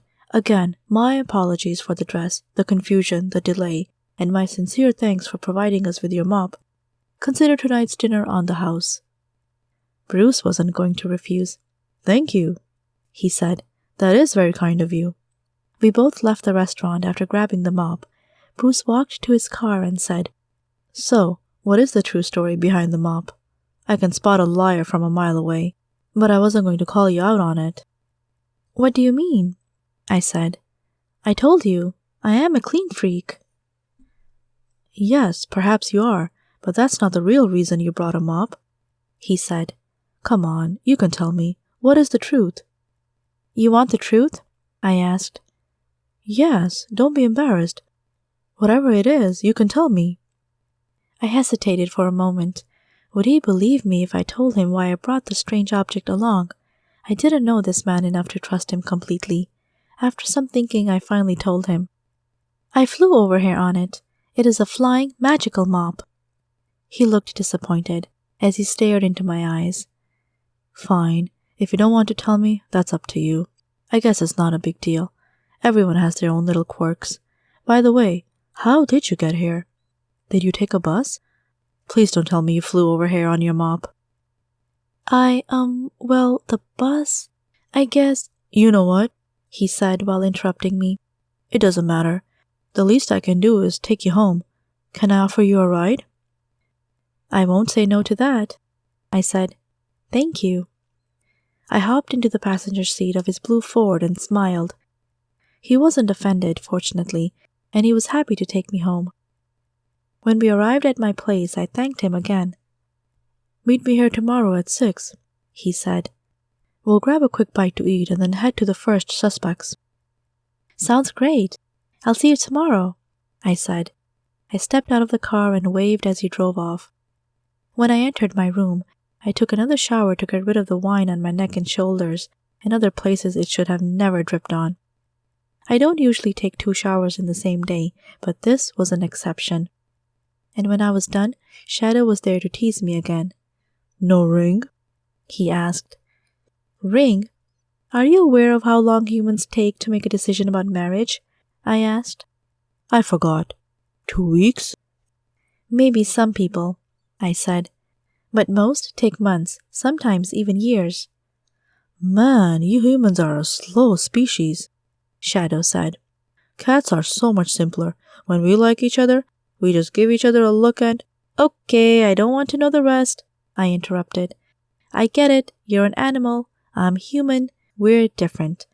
Anyway, it didn't go exactly as expected, but that's all right. He asked me to join him on the investigation because I notice things, I don't jump to conclusions, and I am new in town, so my opinion of the suspects isn't biased. Makes sense, doesn't it?" "If you say so. I don't know anything about stuff like that. All I know is that he found you attractive. I have a knack for seeing things like that." "Yes, I noticed that too. Thank you, but that doesn't mean we are going to become partners in a romantic sense." "Suit yourself," Shadow said. "So, what's the plan?" "Tomorrow at 6, he will question people with me. Sounds exciting, doesn't it?" "Definitely something to look forward to," he agreed. "It's not like you have anything else to do." "Well, he'll pay me for it, so it will be great for both of us. But hey, let's go to bed. I am tired." "Good idea. Light up that scented candle for me. I had a nightmare about mice making fun of me last night, and I blame it on you. You forgot to light one of those." "Haha. Sure, silly cat. I will remember this time." Chapter 4. I woke up with a smile. The scented candle had done its work. My dreams had been great, and even though I vaguely remembered them when I woke up, that's the part of the brain the magical candle doesn't affect. There was something about flowery meadows, a waterfall, and a beautiful sunset. Most importantly, I remembered the feeling of it. Total bliss. Incredible, those scented candles. I don't know why I forgot to light one up the night before. In my enthusiasm, I ran downstairs, fried some eggs, threw them onto a plate, and began to eat while checking my phone for messages. Nothing new this time, just the occasional Facebook stuff. People trying to draw attention to themselves, such as my aunt, who posted about 5 times per day with topics that vary from what she ate for lunch to political bashing on the US president.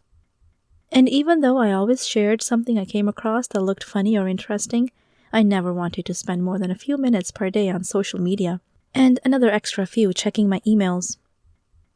I knew about the dopamine such things trigger, and I wasn't going to try to become an online celebrity by taking selfies or rigging the Instagram system with automated follows and unfollows. I had better things to do. My new shop was waiting for me. When I finished breakfast, I went to my little shop and took another look at how I organized my items. I reassessed the pricing on each of them and looked up similar items on Amazon and eBay to make sure I wasn't going too far with some things, or on the other hand, leaving money on the table by underpricing my peculiar things. The internet was something I grew up with, but I never realized when I was a child how much of an impact it would have on any future business, even retail ones. It was one of those things my grandmother didn't understand, or didn't want to at least. Whenever I talked about things like this, she would bring up the time when cell phones didn't exist yet. But that's okay. I completely understand anyone who is not into these kinds of things. Either way, I put some pictures on my website and a few social media platforms just to make sure that I had some kind of an online presence. You never know who is going to follow it and come check my store, or order something online. So yes, the rest of my afternoon ended up in working on the computer. I organized the items in my web shop, created some Facebook and YouTube ads, and edited my images in Photoshop. I created a checkout cart in WordPress and hired some people on Fiverr to perfect the layout and payment process. This way, if anyone wanted to order one of the items for my shop through my website, all I had to do was put it in a box and ship it. The world has changed so much. Crazy, isn't it? "What are you doing?" Shadow asked after an hour or two. "Well, look who woke up," I said. "Did you have a nice sleep, Mr. Sleepyhead?" "That candle is addicting. It keeps you asleep all morning," he admitted. "Maybe we shouldn't light it every night, or I may miss out on life." "As if you do so many useful things during the day," I scoffed. "Hey, I have friends. The other cats hang out with me, find food in dumpsters, gossip about funny-looking tourists, and stuff like that." Sounds like a lot of fun. Now, could you let me focus? I'm trying to install some kind of plugin in WordPress for my website. It's complicated. I don't know how any of those computer geeks do it. It frustrates me, these kinds of things. "Fine. Hey, what about tonight?" he asked. "What about it?" "You're going with that detective, aren't you? To question suspects and find clues?" "Yes, I am. He didn't cancel. It's still happening, as far as I know." "Why don't you create a truth serum?" Shadow suggested. "A what?"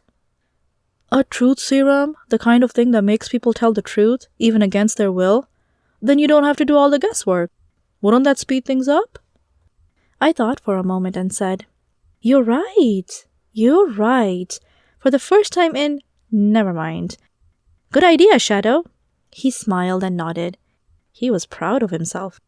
But then I had some doubts. Don't they already have something like that at the Bureau? I mean, that's a real thing, no magic involved, right? Truth serums exist and they're man-made, aren't they? Maybe they are rare. Maybe they are not allowed. But think about it.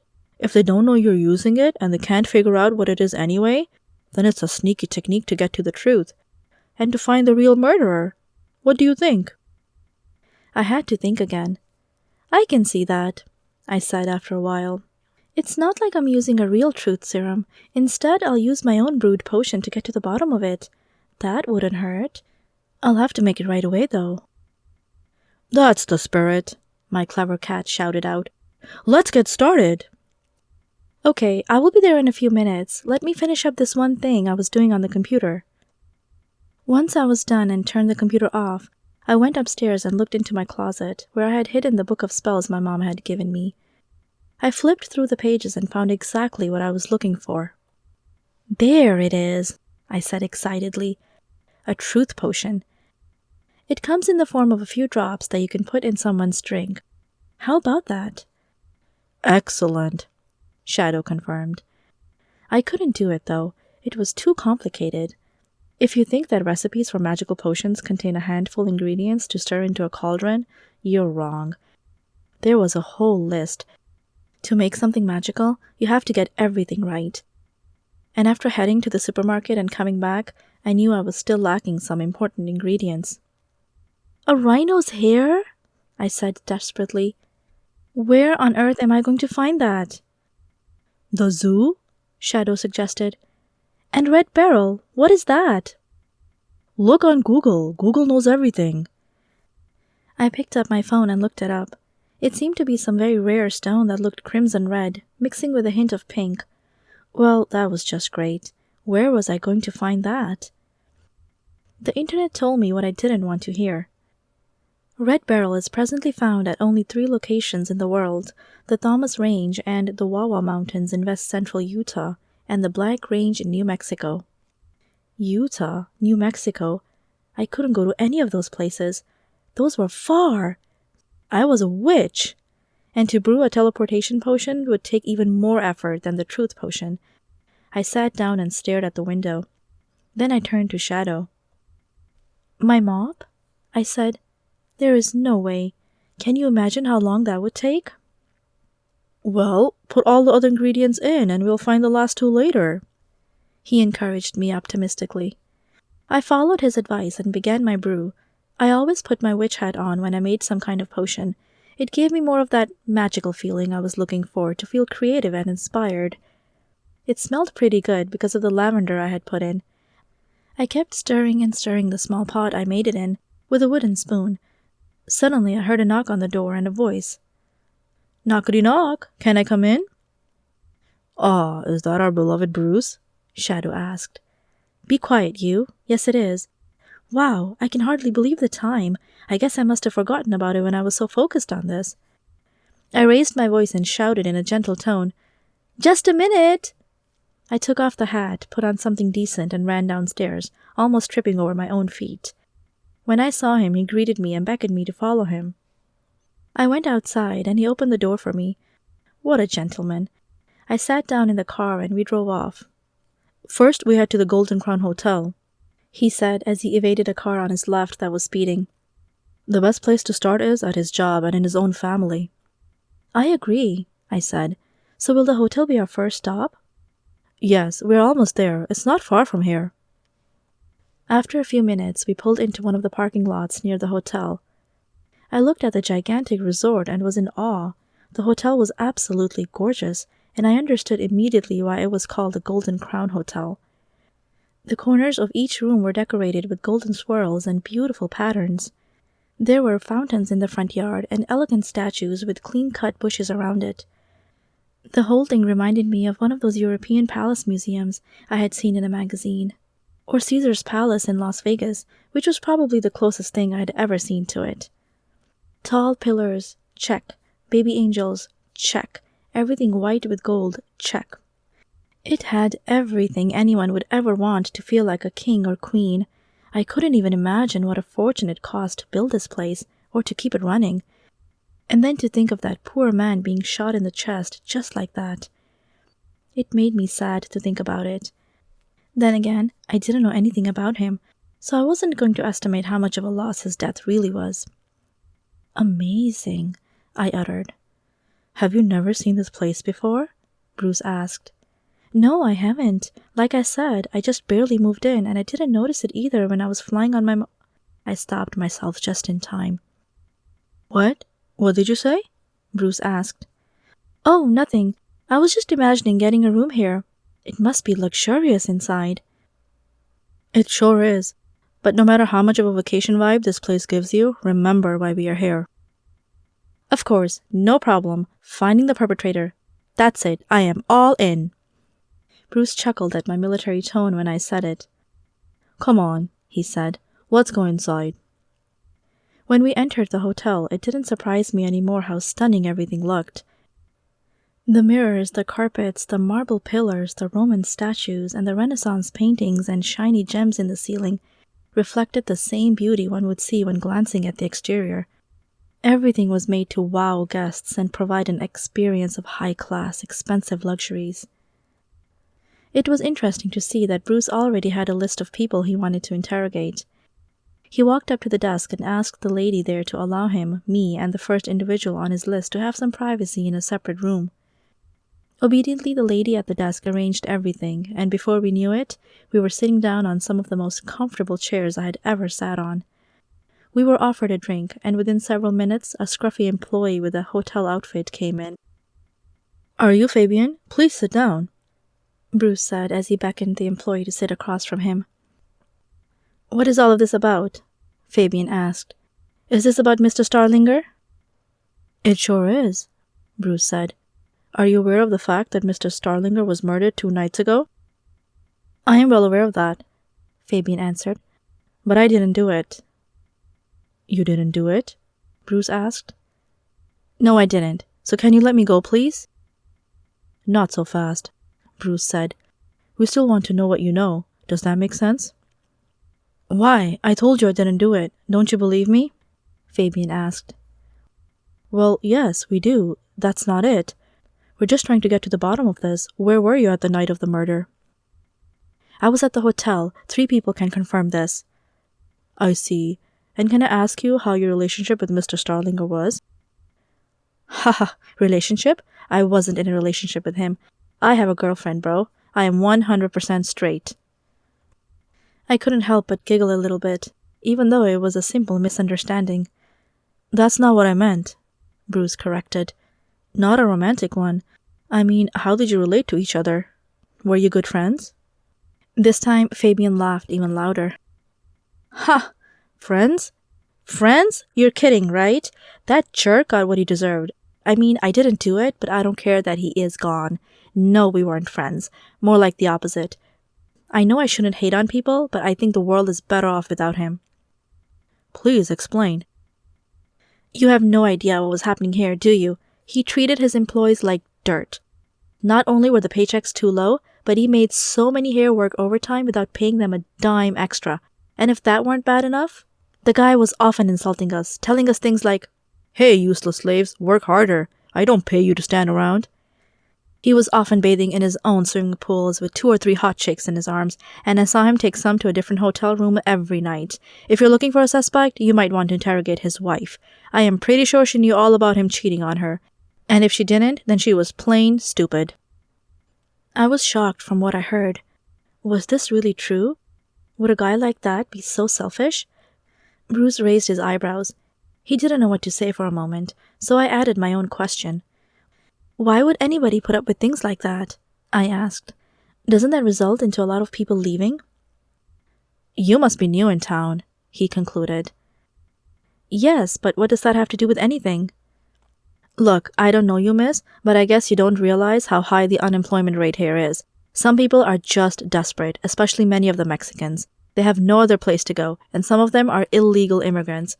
So they have to take it, or he will turn them in. Got it?" "That makes sense," I admitted. "So you said you didn't kill him?" Bruce asked. "Yes, sir. No, I did not kill him. I don't even own a gun, but like I said, I didn't like him for one bit. So whoever did it, did us a favor. The next manager is way more respectful to the people who work at the hotel." "And who might that be?" Bruce asked. "Ah, the little daddy's rich boy. His name is Sander. He inherited everything, along with his mother, of course. He is taking over the hotel for now, probably until he finds someone else to run it for him, so he can become a lazy bum too and hide from real life in the swimming pools. Trust me, I've seen it all before. Money corrupts people." "I know, I totally agree," Bruce said. "Well, is there anything you would like to add? Anything you know you can help us with?" "I wish I did," Fabian said. "But as much as I would like to help you find the killer, I really don't know much, and frankly, I don't care if he or she ever gets found. Sorry to disappoint you, but whoever did it probably was as sick of the guy as I was." I saw Bruce had to bite his tongue to refrain from making a snarky comment. He was obviously annoyed by this kid. However, he stayed patient and said, "Thank you for your cooperation. You may go now." We both stood up and followed Fabian to the hallway, so we could be ready to call in the next suspect.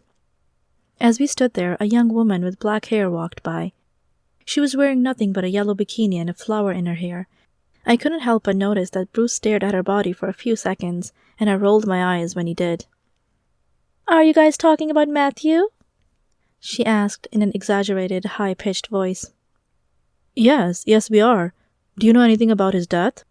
Bruce asked. "He is dead? Oh, the poor thing!" "You didn't know about that?" Bruce asked. "No, I mean, I knew him, but I didn't know he was dead. That's sad to hear." I wasn't sure how honest she was. She didn't even care to ask how and when he died. She was extremely flirtatious and walked in a way that I didn't particularly like. But then again, maybe that was how she always behaved. "What is your name, and how did you know Mr. Starlinger?" Bruce wanted to know. "I am Trisha, and I'm a good friend of his. You could say I got pretty close to him." "I see. And did his wife know about you and him spending so much time together?" "Of course she knew about it, but what was she going to do, divorce him? He owned the hotel, so she piggybacked on his income. I'm sure she had her own lovers too." "Right. Do you know if Mr. Starlinger had any enemies we should know more about?" "No, I can't help you with that. I know there were some people who didn't like him, but what was not to like? He was a nice guy, super rich, generous, and he had an okay body for someone his age." "Where were you when he died?" "At the hotel. I'm leaving next week. It's been nice here, but it's too bad that he died." I had a skeptical look on my face. I didn't like Trisha at all. Some people just give you the wrong vibe, no matter what they say. And I didn't know if she should be a serious suspect or if she was just shallow and unlikable. I looked at Bruce. He seemed to struggle between being distracted by her half-naked body and her eyes, which he was trying to focus on when talking to her. I didn't blame him anymore. At least he was trying, right? Eventually, we let her go and asked the hotel hostess to get our next suspect. The next person who arrived was someone named Miranda. She greeted us politely and sat down in front of us. Her skin indicated that she must have had some Latin American background or family. With a slight accent, she introduced herself as a maid in the hotel. "How long have you worked here?" Bruce asked. "About 5 years," was the answer. "And how was your relationship with Mr. Starlinger?" "I didn't like him that much, so I usually stayed out of his way," she said. "I never really talked to him much. Actually, I have to admit that I always pretended I only spoke Spanish." "So you lied to him?" Bruce asked. "I didn't lie. He never asked. I just always pretended I didn't know what he was talking about. Most times, he would just leave me alone and give up. But sometimes, if it was important, he would get a translator to explain to me what I had to do." "Well, okay, I would call that a lie. But whatever, semantics. What else can you tell me about him?" "He was in the hotel rooms a lot. I knew because I had to clean up after him. Sometimes it was okay, but at other times the room was a mess. It was usually messy when he had had a lot of alcohol or when he invited some of his girly friends over." "Did he ever invite you to one of his parties?" Bruce wanted to know. "No, sir, never. I am happily married, and I am Catholic. Like I said, I always pretended to only speak Spanish, so he didn't bother." "Where were you when he died?" "I was at home, sir, I swear. I came home after the parade." "Ah, so you were at the parade?" "Yes, but on this side of town. I didn't go all the way to where he was killed." Bruce raised one eyebrow and asked, "How did you know where he was killed?" "I didn't tell you where it was exactly." "I simply heard about it. I don't know much about it." "Who told you about it?" Bruce asked. "Kate. She's a good friend of mine. I was at the gas station and she told me what had happened. The next day, the entire staff and the hotel was talking about it as well." This sunk in. I was surprised to hear that combination of words, so I asked, "Kate? Kate from the gas station?" "Yes, you know her?" "She is my next-door neighbor. That's so cool, you know her." "Ah, so you must be the new girl in town then," she asked. "Yes, I just moved in a few days ago, and I like it here. It's great." Bruce was getting a little annoyed. "Can you move on and talk about the murder?" he insisted. "Do you know for sure it was murder?" Miranda asked. "Well, there is a high chance. He was shot.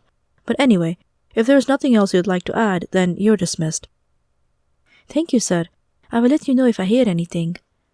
"Yes, please do," Bruce said. He stared at me with a frown on his face. Sorry, I said. It was just nice to talk to someone who knew someone I know. "It's okay. A lot of people around here know each other. Although this town is growing every year, I wonder what it will look like in 10 years. Anyway, let's talk to some of the family. I think Mr. Starlinger's wife and son are the ones who have a real motive when it comes to ending his life." "Yes, that's what it sounds like so far. Do you know where they live?" "I do. Let's go find them." No sooner said than done. We drove to Mr. Starlinger's house, where we would meet Sander, his son, and Sophie, his wife. We rang the doorbell of their gigantic mansion. After seeing the hotel, however, I wasn't as impressed with expensive buildings anymore, even though it should have been impressive that this was their actual house. The wife, who was now a widow, opened the door. "What can I do for you?" she asked. "Good day, madam. I am Detective Colvin, and this is my associate, Miss Whisper. We have a few questions for you and your son about the potential murder of Mr. Starlinger. May we come in?" "Of course," she said. "Shall I make you some tea?" "No, thank you," Bruce said. "What about you, darling?" Mrs. Starlinger asked. "I'm fine, but thanks for the offer," I said. "Please have a seat," Mrs. Starlinger said. "Who do you want to talk to first?" "I guess we could talk to you first," Bruce said. "Is your son around as well?" "Yes, he is. Do you want me to go get him?" "Not yet. You may after we are finished talking to you, if that's all right with you." "Not a problem at all," Mrs. Starlinger politely said as she sat down across from us. I noticed she had her legs crossed, but I knew that you couldn't jump to conclusions because of that. Some people say it is a sign of being guarded. Others say it's just how women sit sometimes, or that they don't know what else to do with their legs. I wouldn't know, but I began to observe the little things in the room. The hunting trophy on the wall, the fireplace, the beautiful windows, and a weird statue of a guy carrying the world on his shoulders. "Mrs. Starlinger," Bruce began, "can you tell me where you were when your husband was shot?" "I was at the parade, like most of Sunset Village." "Was your husband with you?" "He was at first, but then he said he wanted to go take a walk on the beach." "And you didn't go with him?" "The parade wasn't over. I didn't want to miss it." "Excuse me, Mrs. Starlinger, but I find it a little strange that you wouldn't just go for a walk with him. Was he trying to get away from you?" "Honestly, I have no idea. That man has been behaving so strangely lately. I wonder if he has been cheating on me." Bruce looked at me. "Do you think he has?" he asked her. "I've just heard rumors. So maybe that night he was doing something shady behind my back again. I really don't know." "And what did you do when the parade was over?" "I went home. I mean, I was tired." "But you didn't look for your husband?" "No, we came in separate cars. You should know that." "True, Mrs. Starlinger. We found his car on a small parking lot close to the main street where the parade was held." "Yes, so I just assumed he would meet me at home. Eventually I came home, but he didn't show up. I was exhausted, though, so I fell asleep, and the next day, Mrs. Starlinger got tears in her eyes.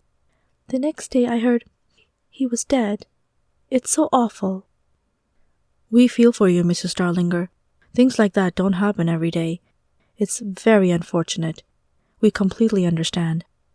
As I was trying to figure out how sincere her tears were, another guy walked in. He was wearing a fancy blouse and a casual pair of jeans. The watch on his wrist looked cheap, and he had sunglasses on his forehead, not covering his eyes. With a smile on his face, he walked towards us and stretched out his hand. "Hi, how are you?" he said. "My name is Jake."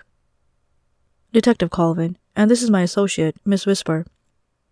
"Pleased to meet you both," he said. "Are you here to investigate the murder?" Yes, we assume it was murder. Most people don't shoot themselves in the chest. No, I wouldn't think so either. I hope you catch the criminal who did this. Mr. Starlinger still had some time left in his life. It's unfortunate it had to end like this. May I ask your relationship to Mr. Starlinger? Bruce inquired. I am his brother, Jake said. I'm his only brother, so you can imagine that I am very upset about this. Hey, what's going on? We heard a voice say from the staircase on the right. We turned around and stared into the eyes of Sander, Mr. Starlinger's 23-year-old son who inherited the entire hotel. He was wearing a basketball jersey and wore his hat backwards, which made him look like a high school student. We have some questions for you, Sander, Bruce said. And since we're all here anyway, I guess I can ask them right now with everyone else. Cool. Yeah, I don't mind, Sander said as he hopped down the stairs. He sat down with his feet on the table and slouched back. Go ahead. I am an open book. I was surprised by his uncaring attitude. Didn't his father just die? Or was it just that he was happy to inherit so much money and he thought his father was old anyway? Hey, he suddenly said while looking at me. How old are you? I am 23, I said. Really? You look a lot younger. Nice. That means we are the same age. Want to hang out sometime? Yeah, maybe, I said. I mean, I just barely met the kid. I knew nothing about him, so I was hesitant to just say yes to that. After my answer, he leaned back and grabbed some cashew nuts from a bowl, waiting for the first question. Where were you the night your father died? Bruce asked. I was at the hotel, actually, he said. I found some guys who wanted to play basketball at the outside court behind the hotel. Have you seen that place? It's super awesome. I have noticed it once or twice while driving by, Bruce confirmed. Is that where you stayed the whole time? Yes, it is. What time did you leave? I left around midnight. My curfew is gone, now that I'm a bit older, he said proudly. I got the feeling that this kid wasn't very mature yet. He was acting way below his age. I may have looked younger, but he was acting younger. Those are two different things. And did he just wink at me? Wow. Like father, like son, I would say. Needless to say, I pretended I didn't see it, and I didn't wink back. When they were all focused on Bruce, I sneakily made a circling movement with my finger, which triggered a telekinetic motion that knocked over Sander's bowl with cashew nuts. I chuckled when it happened. I mean, I was definitely taking all of these things seriously, but I couldn't stand his attitude. So as a witch, I think it's justified to have a little fun and tease people sometimes. Hey, he said. I was eating those. How did... Sander, let's stay focused here, Bruce said, interrupting the boy. Is there anything else you can tell me about the night your father got murdered? Honestly, I have no idea, dude. Nope, can't help you out. Maybe my mom knows more about it. Actually, I may have an idea about someone who might be involved, Mrs. Starlinger commented. Do you know Amelia Johnson, Matthew's ex-wife? His ex-wife? The detective asked. No, I didn't know he had an ex-wife. Where do I find her? I have her address. I'll give it to you, she said. Why do you think she's involved in the case? I asked. Well, I saw her at the parade, and then she simply vanished. She is a nasty woman. I know he was cheating on her during their marriage, so that's why I have my suspicions about our own relationship. But with a woman like that, I don't blame him. It's almost like she pushed him into my arms. She couldn't stand it when he bought the hotel and became rich, and she often chewed me out for showing off my wealth. Can you imagine that? I burst out laughing. I couldn't help it. What's so funny? Mrs. Starlinger asked. Are you even taking me seriously? Sorry, I said while trying to stop laughing. No, I mean yes. I can imagine that she thinks you're showing off your wealth, but that's not a legitimate reason to judge you. I'm sorry, Mrs. Starlinger. You are right. She should not accuse you of doing so. What you spend is your own concern. Do you think she was jealous? More than anyone else, Mrs. Starlinger shouted. She wanted the life we had, so I would say she has a very good motive to kill my husband. You better look into it. The green monster might just be what you're looking for. Bruce got up to leave and said, Very helpful. Thank you for that information. We will interrogate her too. Perhaps she can help us solve this case. Wouldn't that be great? Yes, of course. I want to know which evil criminal brought this on us. It's heartbreaking. Bruce gave Mrs. Starlinger a hug, and after we received her address, we said goodbye to her, her brother, and her son. Sander made a first and last attempt to get my phone number, but I wasn't interested. Grow up first, I thought. Then we'll see. Fortunately, no matter how much I loved shopping, going on vacations, or the feeling of donating to charities, I had been taught by my wonderful mom to not choose money over maturity. And this kid was far from being responsible. I wondered how much longer the hotel would be profitable. He would have to hire a good manager if he wanted the business to last. We went back to the car. It was late. Bruce was a gentleman, as always, and he drove me home. When I came home, all the answers from all the suspects raced through my mind. I was really getting into this. All the little details I had noticed that day had to have a reason for being there. I tried to tie it all together, wondering if Miranda could have lied, since she had lied to Mr. Starlinger anyway. I wondered if Fabian hated Mr. Starlinger enough to actually kill him, and I wondered if the seductive bikini girl with the black hair could be worse than she seemed to be.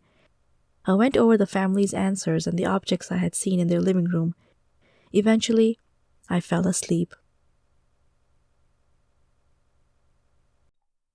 Chapter 5. The next day was the same as the day before in the sense that I was working on my website, putting the final touches on the potion, except for the rhino hair and the red barrel I still needed. I actually had some new visitors, and 2 customers who bought $50 worth of stuff. It was a start. I was very happy about it. I was pretty sure it would snowball someday, and business would be good. Until then, the detective work paid off. That evening, Bruce picked me up and drove to Amelia Johnson's house, which was outside of town. It took us half an hour to get there, which wasn't typical. When we arrived, I was surprised by how humble this home was compared to the Starlingers' mansion. Mr. Starlinger must not have been paying a lot of alimony, I said. Huh, yeah, you might be right, Bruce agreed. Or she is just a bad spender. I guess we'll find out. Bruce knocked on the door. After a few minutes, Miss Johnson opened up. She invited us in and we sat down to talk. I'm sure you know why we are here, Bruce began. We are investigating the death of Mr. Starlinger. I know he's dead, Miss Johnson said. I heard about it on the news. Ask me anything you want. I don't know much. But if I can help you find the missing pieces of the puzzle? Yes, thank you. So let me start out by asking you where you were that night. I was at the parade. Well, at least this was the same as what Mrs. Starlinger said about her, so it probably wasn't a lie. I was really doing my best to pay attention to fidgeting, excessive blinking, tapping, or any signs of nervousness. After all, I was convinced she didn't like Mr. Starlinger very much. She ended up in a shack while his new wife was living like a queen. She definitely had a motive to kill him. As she sat in her comfy chair, a white cat jumped on her lap. The cat looked at Bruce and then at me, but instead of turning its head to a different direction, it kept staring at me. It stared right at me, as if it sensed something about me. Maybe all cats knew when they saw a witch? I would have to do some more research on that, but it was creepy and funny at the same time. This cat knew something. How long were you there? And what time did you leave? Bruce continued to ask. I was there from the beginning. When all of it was over, I stayed until the last fireworks. I never left the main street until about 11. That's when I headed back to my car and drove home. I only found out later that he died. How often would you see Mr. Starlinger? How often would I? Listen, detective, I never wanted to see his disgusting face again. Do you realize that he cheated with 3 different women while we were married? And one of those was a minor. I divorced that guy as soon as I had the chance. It was a big mistake to marry him, and I regret it ever since. I am sorry to hear that, I empathized. Don't be. It's okay now. I am happier than when I was married. I have my cat. I have my day job. And I have a nice home.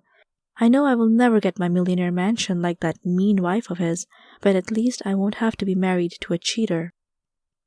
And now she doesn't have to anymore either, right? I asked. Yes, I think she has it all made. I mean, her son inherits the hotel, but the way he is, I wouldn't be surprised if she would take over in a heartbeat. So if you're asking me who killed her husband, I think it was her. You think she would kill her own husband? I asked. Well, he was probably cheating while he was with her too, so why not? She does have motive, Bruce acknowledged. We already asked her certain questions. For now, we are just taking in all the information we can get. We will draw conclusions when we have gathered all the testimonies and facts we can. Of course, I understand. Is there anything else I can help you with? No, not for now. May I take a look around in your house? Bruce asked. Yeah, that's fine with me. I have nothing to hide. Do you own a gun? I asked. I don't. I don't believe in those things. We're in California, you know, and I am 100% Democrat. I chuckled. It reminded me of a time I looked at the United States map with a geographical overview of political divisions. Most of the Midwest voted for Republican presidents, and most of the coastal areas voted for Democrat ones. It made me realize how awfully divided our country was, and how strange it was that there were only two parties who stood a chance to win the elections. Personally, I didn't want to get involved too much. Call me a bad citizen, but I had better things to do than putting my mind into opinions about how to rule the country. We looked around the house. It was a tiny home full of little things. I would classify her as a hoarder, not an extreme one, but I think she fit that label. Stacks of newspapers were in the corner, random forks and spoons were all over the floor, and the TV area was conveniently cleaner than the rest of her house. I figured that this was where she spent most of her time, watching TV. In her living room I saw the ugliest couch I have ever seen. It was brown with red lines on it and yellow flowers. The bright orange dots between them made me sick. Such disgusting colors. It was hideous. Why would anyone accept a piece of junk like that in their home? It didn't even look like it was that comfortable. Did she find that thing at the dumpster? Who would make such a couch anyway? And have the nerve to sell it? Okay, sorry. I've been going on and on about this couch, which doesn't relate to the story at all. But I just had to get that off my chest. Man, was that thing ugly. Anyway, moving on. Has Mr. Starlinger paid you any alimony since you divorced him? Bruce asked as he picked up a few knickknacks from the windowsill. That's the most ridiculous thing about it, Miss Johnson said.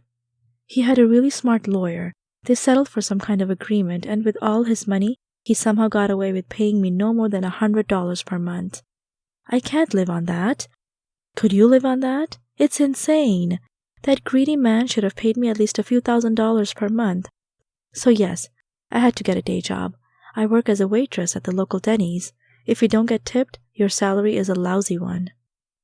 Yes, I heard about that too, I said. Jobs like that heavily rely on tips. I'm sorry to hear that, Miss Johnson. It doesn't sound fair. It's not. But that's the way the world works, isn't it?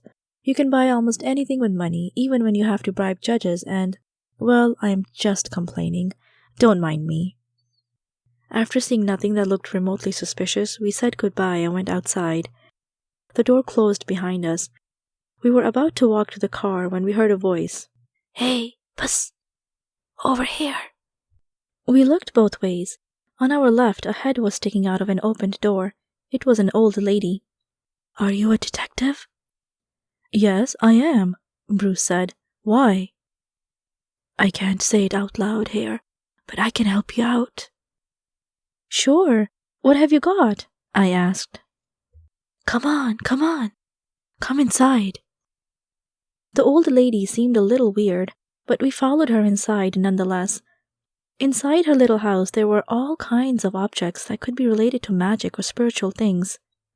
There were incense altars, Buddha statues, Krishna paintings, fake skulls, Wicca books, and more odd occultist items. However, as a real witch, I saw right through it all. This lady was not a witch, but a quack. She was one of those wannabe spiritual people who couldn't make up her mind about what was real and what was just made up by people trying to make a living by selling spiritual stuff. None of the objects in her home had any real magical value. I sensed it immediately. But hey, if she wanted to live that lie, or just to do it for fun, that was up to her. No problem on my end. "Please sit down," she said. "I have something to tell you." We sat down and listened carefully. "My name is Margaret, and I have lived here for over 30 years. I have moved from Edmonton, Canada. Did you know the winters over there are awful? You can get frostbite if you don't cover your face. Anyway, I lived there until my husband died. Then I moved here, and wow, California is nice. The paperwork was bad, though. These Americans make it way too complicated to move to their country. I know. I don't have a Canadian accent. That's because I wasn't born there. I was born in Illinois, but my parents decided there were better jobs in Canada. So that's why." I could see Bruce getting a little annoyed with the elaborate background about our own life.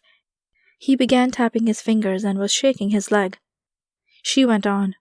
"What I wanted you to know is that I've been observing all the neighbors for over 30 years now. Did I mention I lived in Edmonton before this?" "Yes, you did," I immediately said. "Please continue. Tell us what you know about the death of Mr. Starlinger." "Ah, yes, the death of Mr. Starlinger. He was such a rich man. I knew him a little. Did you know Miss Johnson used to be married to him?" "Yes, that's why we went over there," Bruce answered. "Well, I heard from Agatha, who lives next door, on the other side. Not on Miss Johnson's side. That she could not afford to pay the mortgage last month, so she must have had a reason for going to town. She obviously needed money." Bruce sighed. "What are you suggesting, Margaret? That she robbed Mr. Starlinger?"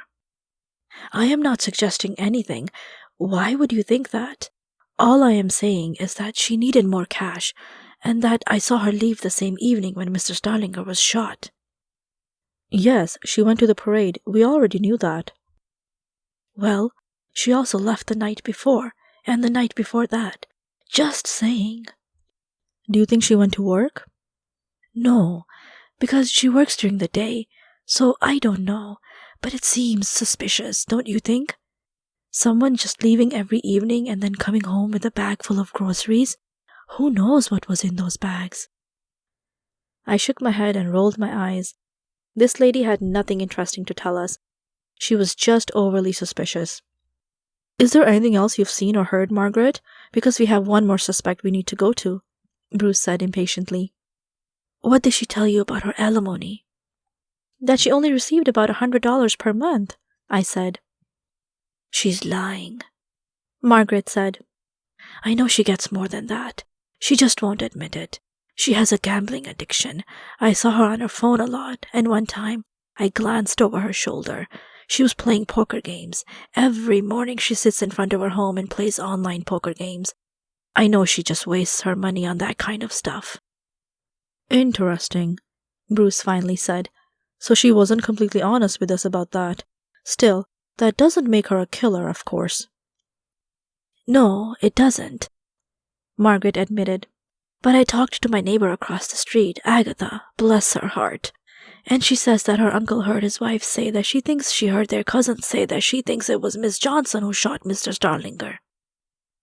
I could tell that with this comment, we were headed back into the realm of nonsense. Why would we care if someone thought that someone else did it? This lady just liked to gossip a lot. That was all. "And what does she base that opinion on?"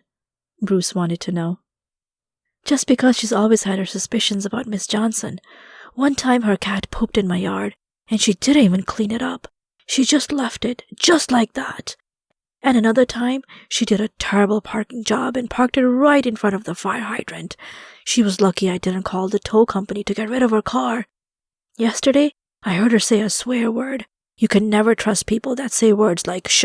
"Okay, I think we've heard enough," Bruce said. I could tell he was very irritated by how much time we were wasting there. "Thank you for your time, Margaret. We have to get going." "Oh, any time," she said. "Come over some other time. I will tell you about the time her cat caught fire. Some people say I was involved in that, but that lighter from my house wasn't even working, so I am pretty sure it was the sun that caused the black spots on its skin, just like a tan or something." "Thanks, and goodbye," Bruce said. Oh, and don't believe her if she claims that the dent in her car was caused by me. I swear I never even touched the baseball bat that was lying next to her car at the time.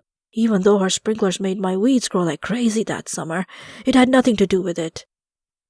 I chuckled because of all her confessions as we kept walking to our car. If we wanted to, we could probably find some dirt on her too, but getting there would require a whole lot of listening to a bunch of chit-chat from a lonely lady. I guess the only interesting thing she said was that the alimony numbers didn't add up, and that Miss Johnson had an online poker addiction. Other than that, there was nothing that was worth our time here. We hopped into the car and drove to our last suspect for the day. "Who is the next suspect?" I asked. "Someone I don't know very well. I don't know about motive, but he definitely has the weapons to commit the murder. His name is Caden. He collects guns and hunts in his free time. He leaves every summer for a few weeks during hunting season, just heading into the mountains and coming back with some game. I don't know if he even knew the Starlingers, but I still wanted to see what he knows." "What do you think so far?" I asked. "So far, I have my suspicions, but we lack hard evidence to uncover the truth. There is definitely some enmity between the wife and the ex-wife. But the employees at the hotel hated Mr. Starlinger too, so any of them could have had a reason to end his life. It's hard to put my finger on it, and forensics found nothing other than the fact that the bullet was from a simple handgun. No weapon was found, no fingerprints, and not even a hair. The killer, if it really was murder, which is most likely the case, was smart to do it near the ocean. It erases a lot of traces. What about you, Cammy? What have you noticed?" "Right now I am taking it all in," I said, "but I might have something that could speed up the process. I won't say what it is yet, because I don't know if it will work, but I will let you know when it's done." "You're making me curious, but hey, if you want to keep it to yourself for now, I respect that." We arrived at Caden's house. We knocked on the door and a guy with a beard opened up. "What can I help you with?" he asked. "Can we come in? We have some questions about the night Mr. Starlinger got shot," Bruce said. "You sure can. Go right ahead." When we were inside, it all became clear what Bruce had told about Caden. Everything was made out of wood, like a true mountain shack. The hunting trophies and guns were all over the walls. I counted at least 20 trophies and double that many guns. I doubted that they all worked. Some looked like antiques. He was a real collector.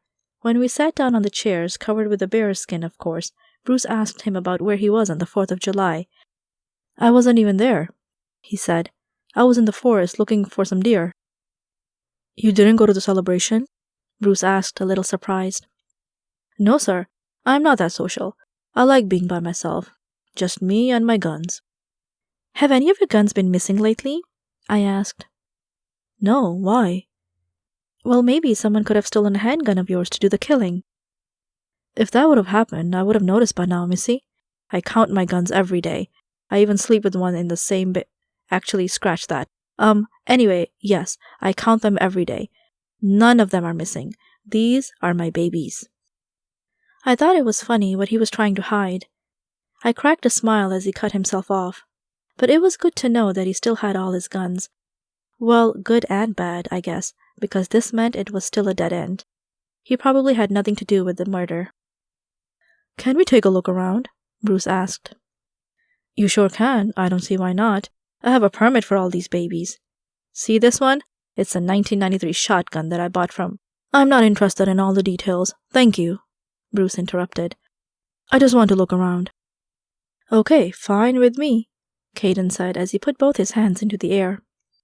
Bruce walked around and touched several of the guns. When he turned the corner, he suddenly blurted out, "Hey, what's this?" It startled me. Caden and I followed him to a little side room. On the wall, there was a machine gun. "Could you explain to me where this, let's see, AK-47 came from? Those are illegal. Didn't you know that?" "Oh, that," Caden said. That is a classic. It's just there for decoration. Look, it's been collecting dust for years. Doesn't even work." He took the gun from the wall and aimed it at the ceiling. "See? Deactivated. Totally useless. Won't even shoot one round." But as he pulled the trigger, a handful of rounds came out. "Tack-a-dack-a-dack!" "Watch out!" Bruce yelled as he protected my head with his arm. We all ducked.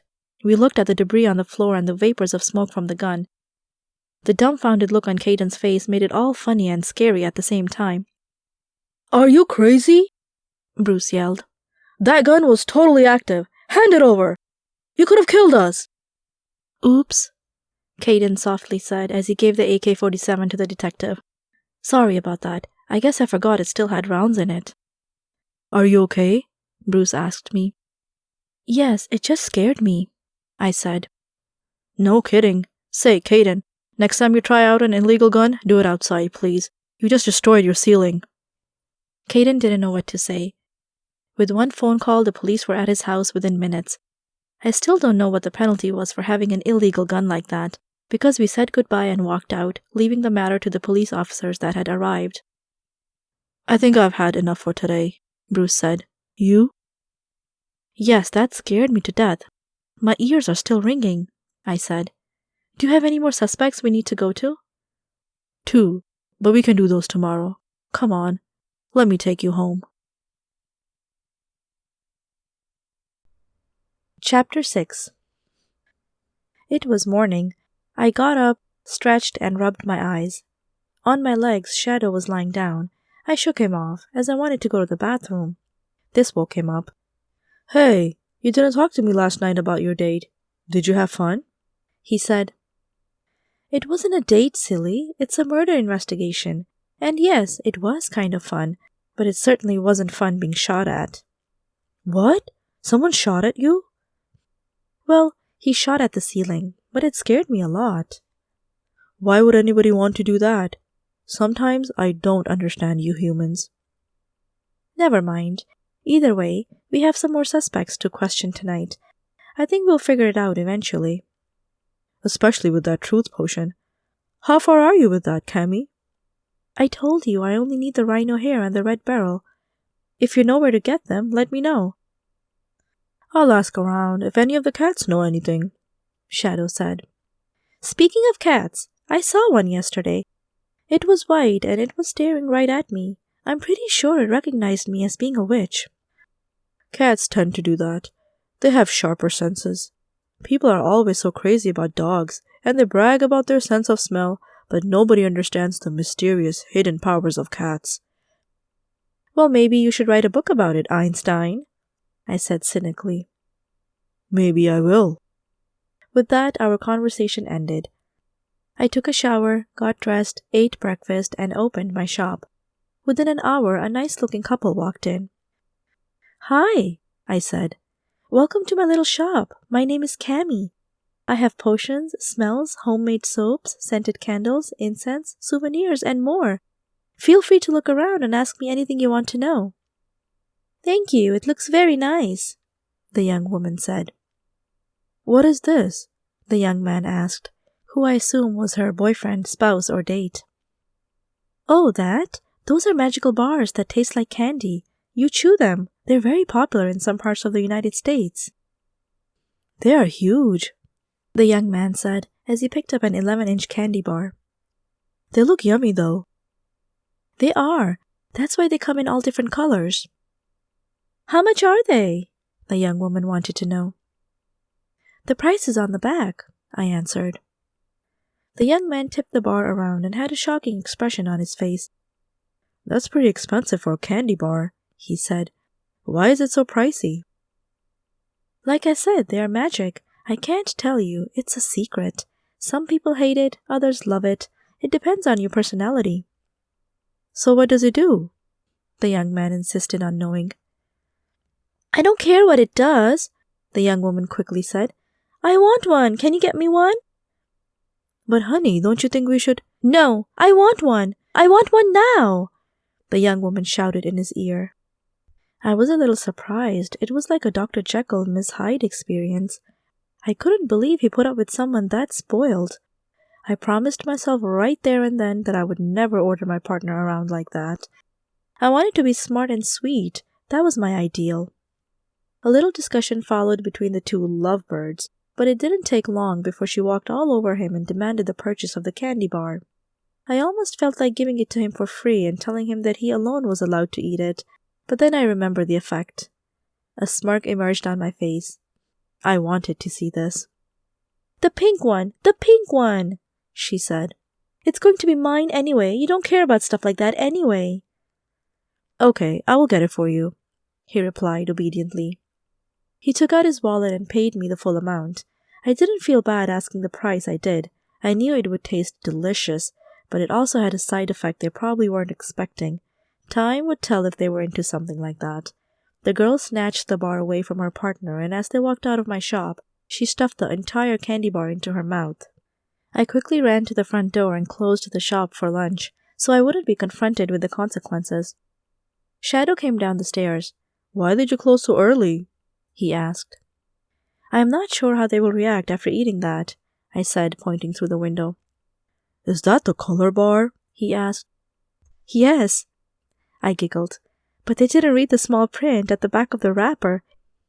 It clearly states you should take small bites, but she just stuffed the whole bar into her mouth." "Ha ha! Yes, I would take a lunch break for that too. Let's go up the stairs and look at them from our bedroom window." "Good idea," I agreed. We both ran up the stairs and watched the scene through the window. As we peeked through the curtain, we heard the young woman scream. "Eee! What is this stuff? It was so delicious, but it's blurring my vision. What's going on?" "I don't know. What is going on, honey?" the guy said.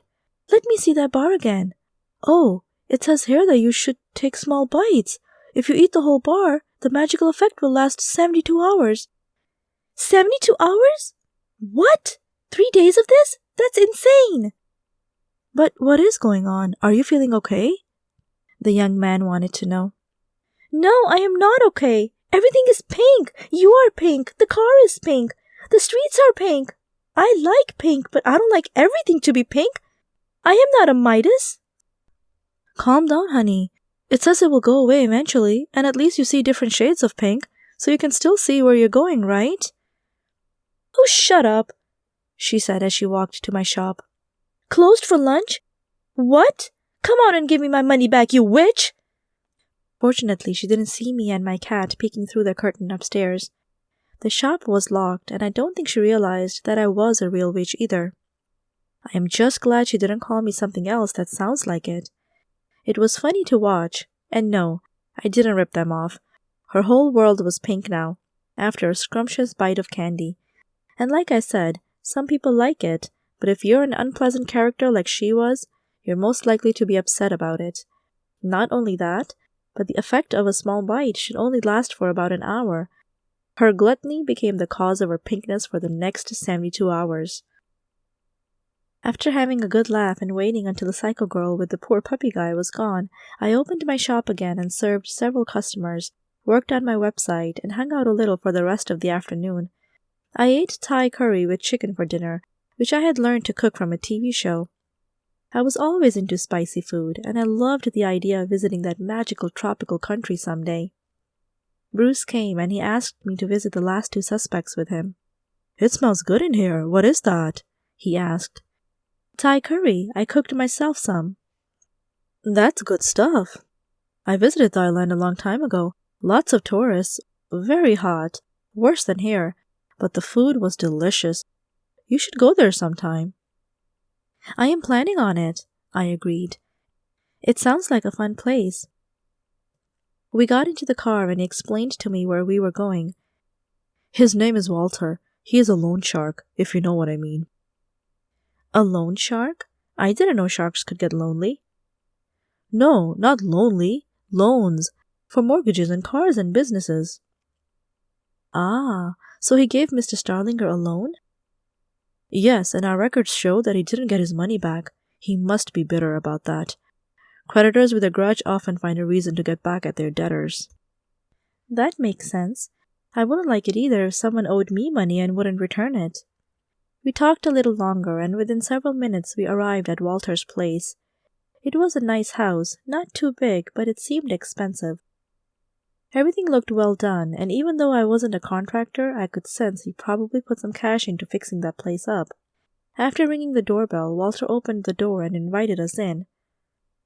"I understand you must have some questions about Mr. Starlinger," Walter said, getting to the point immediately.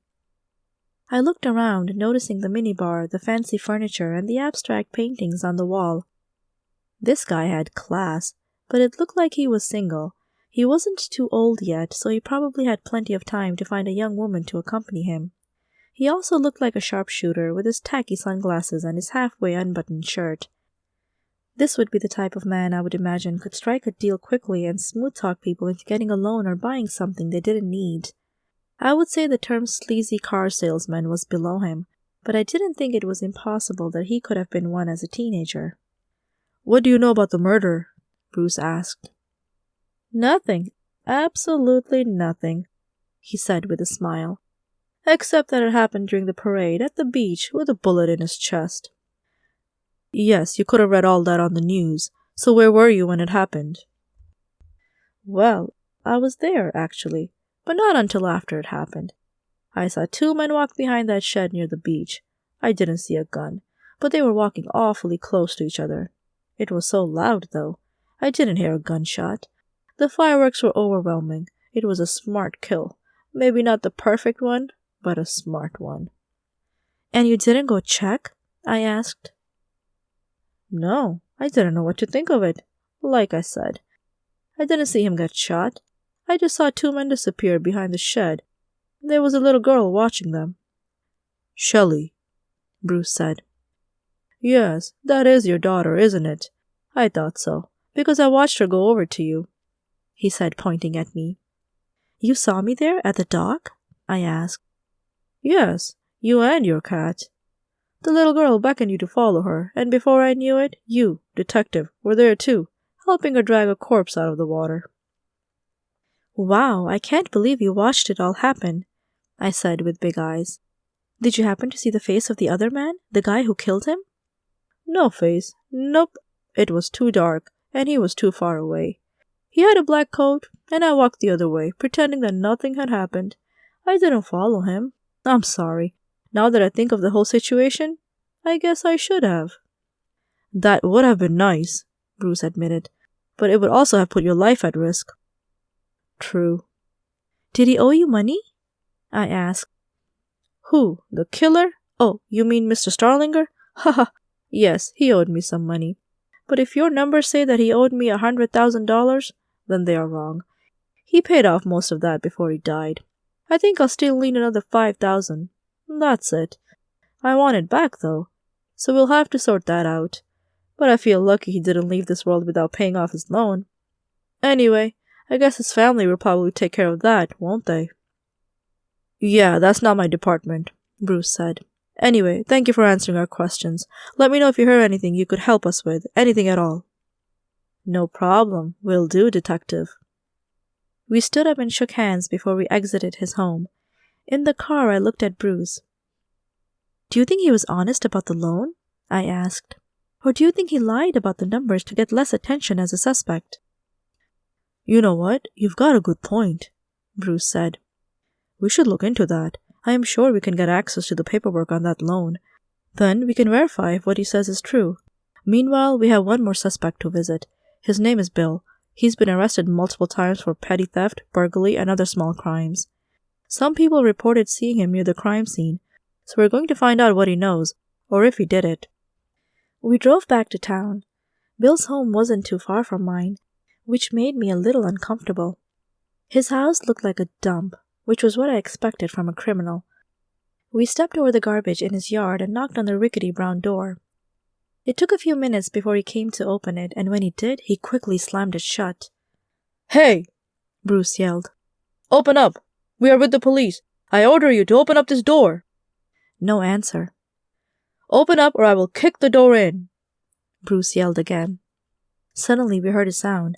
It sounded like it was coming from the backyard. I walked around the corner of the house and saw Bill run away, hopping over the fence and disappearing in the distance. "There he goes!" I shouted. "He's escaping!" Without thinking, Bruce ran to the car and started the engine. He glanced at me, gave me the look, and drove off without me. Apparently he thought I was too slow, and he was right. We didn't have much time.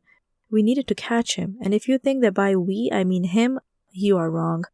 I had another plan. After Bruce's car drove around the corner, I whistled in a special way and my mop came flying towards me. In this case, I guess I was glad it wasn't too far from home, so I could jump on the mop and head up. As I took off on my flying kitchen mop, I noticed a little boy in one of the neighbors' yards staring at me, after which he ran inside the house screaming, "Mom! Come look at what I just saw! It's a witch! A real witch!" Oops, maybe I should have looked around a little longer before whooshing into the sky. Oh well, I was out of sight within seconds. His mother wouldn't believe him anyway. I mean, when do parents ever listen to their kids, right? I flew higher and higher, just to see where everyone was. I saw Bruce's car hopelessly chasing the refugee, but failing because the criminal went through yards and back alleys the car couldn't go. Eventually, I noticed Bill was climbing a rocky hill, and Bruce had jumped out of his car to chase after him on foot. This was my chance to take him down, as soon as he would be out of sight from Bruce. As the criminal ran around the corner, I sped down on my mop and attacked him from behind, hitting him in the head. Bang! Ouch! He fell onto the ground. I slowed down and hopped off my mop. "Go home, mop," I told my flying object. "You've done enough." The mop flew away, and I walked towards Bill. In the meantime, Bruce had caught up with him. When he saw me, he stopped. His mouth fell open. He couldn't believe it. "Cammy, how did you get here so fast?" he asked. "And how did you knock him out?" "I have my methods," I said. "Did you just take a shortcut? How did you do it?" "Yes, a shortcut." I laughed. "Yes, that's it. Let's call it that." He rubbed his head. "I am still puzzled. You're new in town, and yet you find a way to get here faster than I did? I always knew there was more to you than what meets the eye." "You have no idea," I said with a smile. We both dragged Bill to the side of the street, and not long after that the cops arrived. They took him into the police car and they drove off to the bureau to question him. We followed, of course, and we ended up at the police station, watching him sit there at a table. It all went so fast, I had never been there before, and it was kind of exciting, since that's always what they do in the movies. "Don't worry," Bruce said as he came in. "We can see him through the glass, but he cannot see us." "Oh, I know," I said with a smile on my face. "Why are you so excited? Are you happy we might have caught the murderer?" "No," I said while fidgeting with a twinkle in my eyes. "I just think it's all so cool. It's like being in a movie." "Ha ha. Yes, it is. They do this in movies too. You're right. Funny, I forgot that this is your first time here." "Yep. What's going to happen now? Are you going to interrogate him?" "Yeah, we all agreed that I should do it. I'll go over there in a minute." Bruce looked at a piece of paper for a moment. Then he walked into the room with the criminal. "Nice work," he said as he clapped. "Good job, Bill. You almost escaped.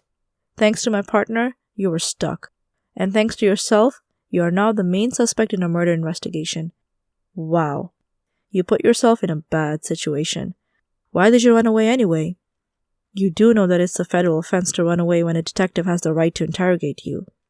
Is it because you are guilty? Is it because you killed Mr. Starlinger that night? Why did you do it, Bill? Huh?" Bill just stared at him. "I didn't do it," he said. "Ah, and I'm supposed to believe that? Then why were you so eager to run away?" Bill thought for a moment and said, "I have done other things that you probably wouldn't be happy about, but I did not kill anyone."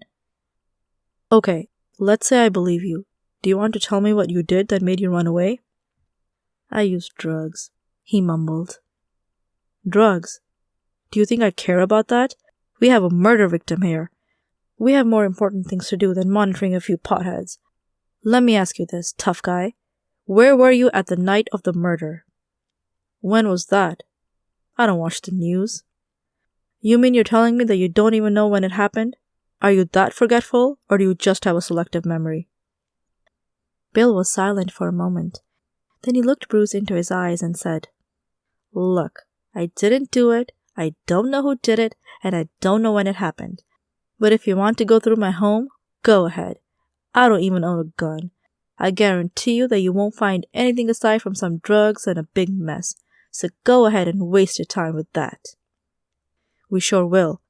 You're not going to get away this easily. We are going to hold you for now, until you start talking.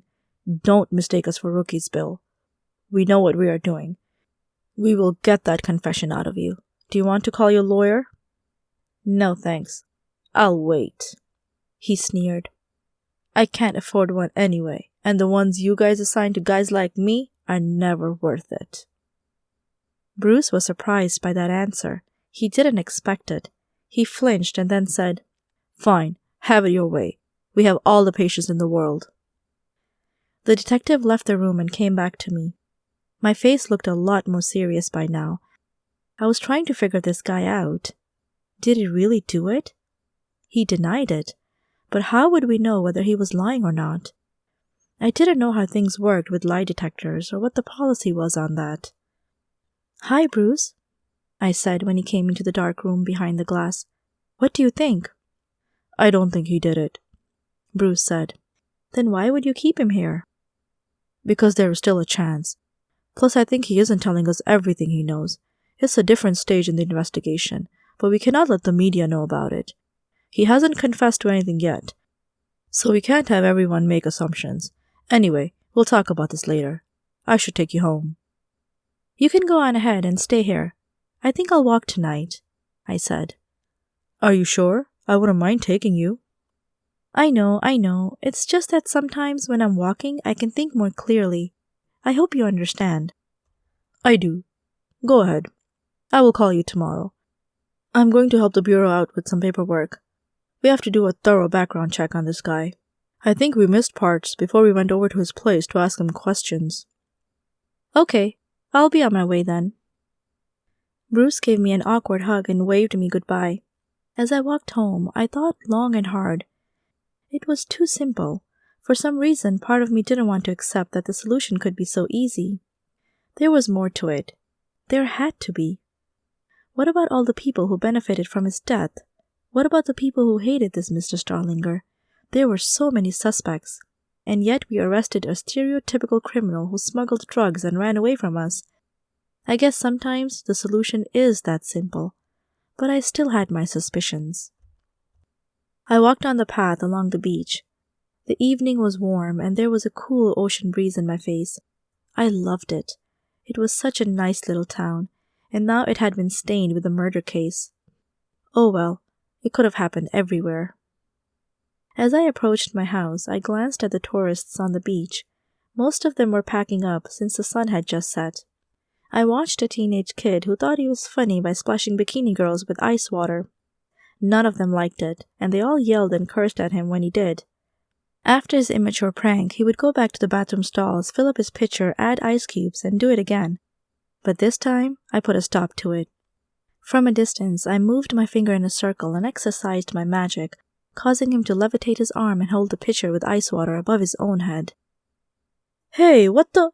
He uttered. I'm not doing this. Who is making me? He couldn't finish his sentence. Splash! Hee! He ran off, and because he was looking back, he bumped into a fat guy.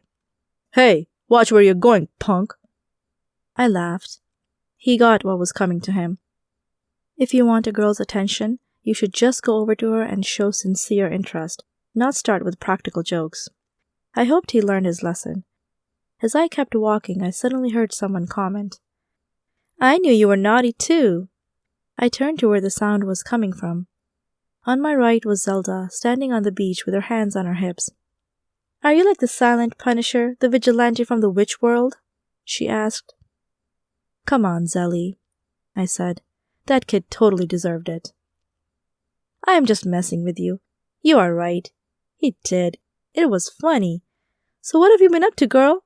Aside from teaching teenage boys a cold lesson? Well, I joined a detective in finding the perpetrator in a murder investigation. Mr. Starlinger got killed a few days ago. Do you know anything about that? Heard it. Don't know. Don't care, Zelda said with a nonchalant face. Why? Don't you care that he is dead? I asked. Listen, Cammy, I'm glad you got something to do, and of course it matters to find the killer. But that guy was such a lowlife that I didn't even consider hanging out with him to get some free hotel time or free dinners out of him.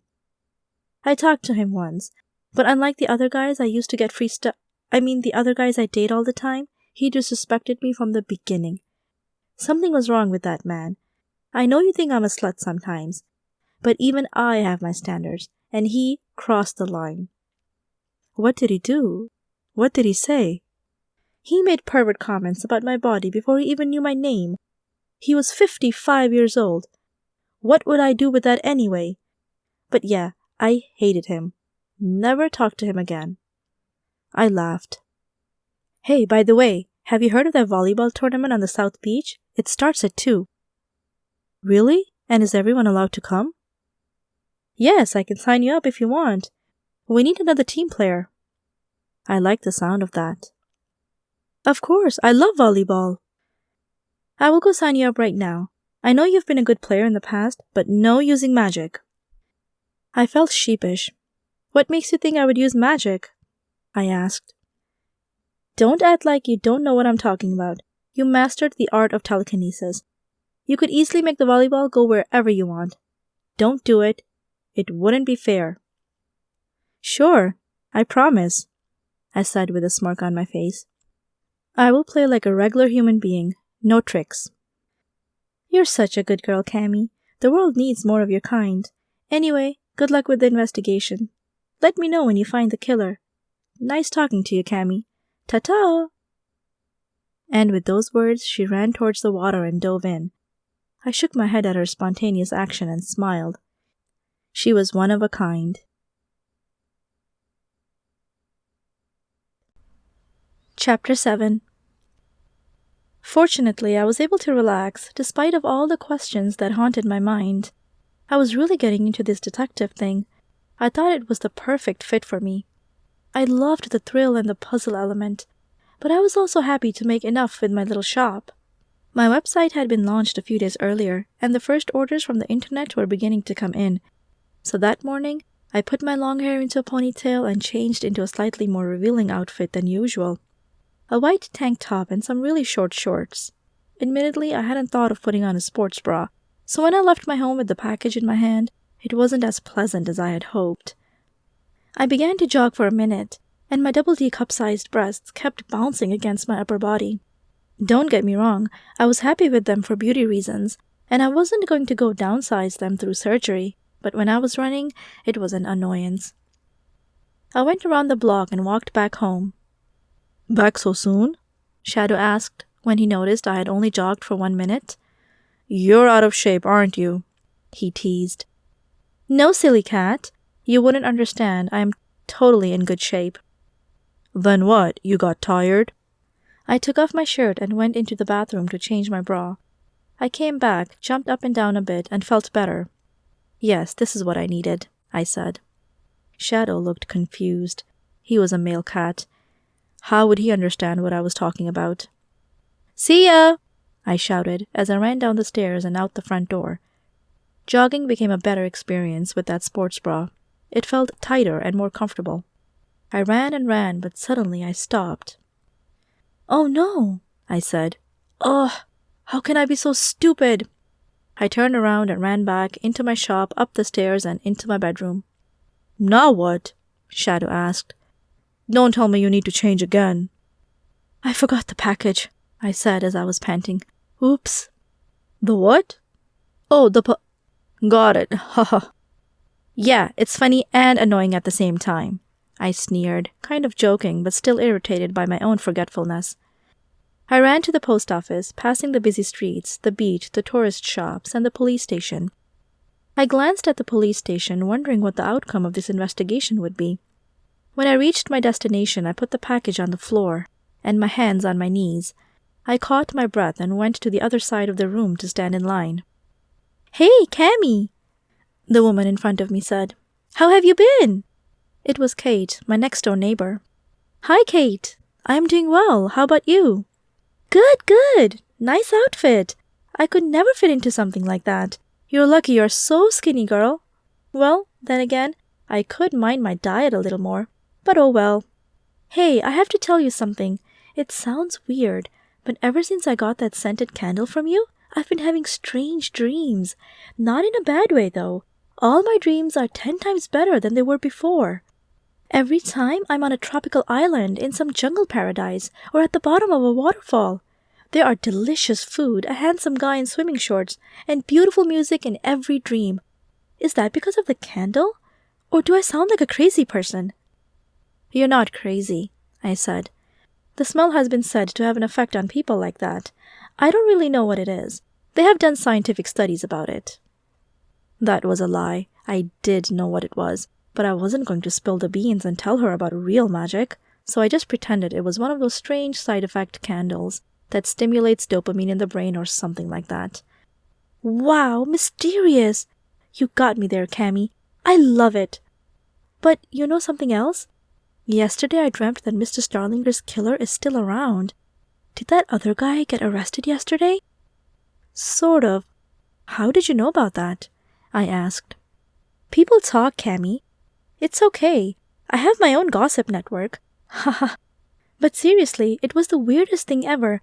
I don't think he did it. In my dream, a vision came to me that pointed out the killer is still free. I raised my eyebrows. I didn't understand. The scented candle wasn't supposed to have a psychic effect on someone. Was it just a coincidence, or did she really sense something beyond the human realm of comprehension?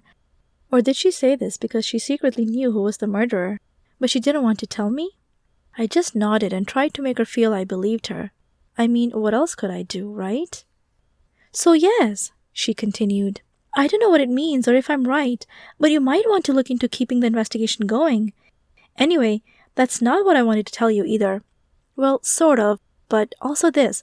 There is a big party at the beach on the south end tonight. I was invited, and I was told that I could bring a friend. Want to come? Sure, what time is it at? I asked. 7. You might just want to come because they have free food. My eyes lit up. Well, why didn't you say so in the beginning? Count me in. I knew you'd see it my way, she said. I'm also going to do some volleyball on the beach this afternoon. Do you want to watch? Sorry, I can't. I have something else planned, but thanks for offering. Okay, I understand. After dropping off my package at the post office, I returned home and texted Bruce asking him if he wanted to come to the party too. For the first few hours, he didn't respond, which I thought was odd, but I also remembered Zelda telling me some time ago that if a guy doesn't respond to his texts, you shouldn't try to look into it too much. It doesn't always mean something.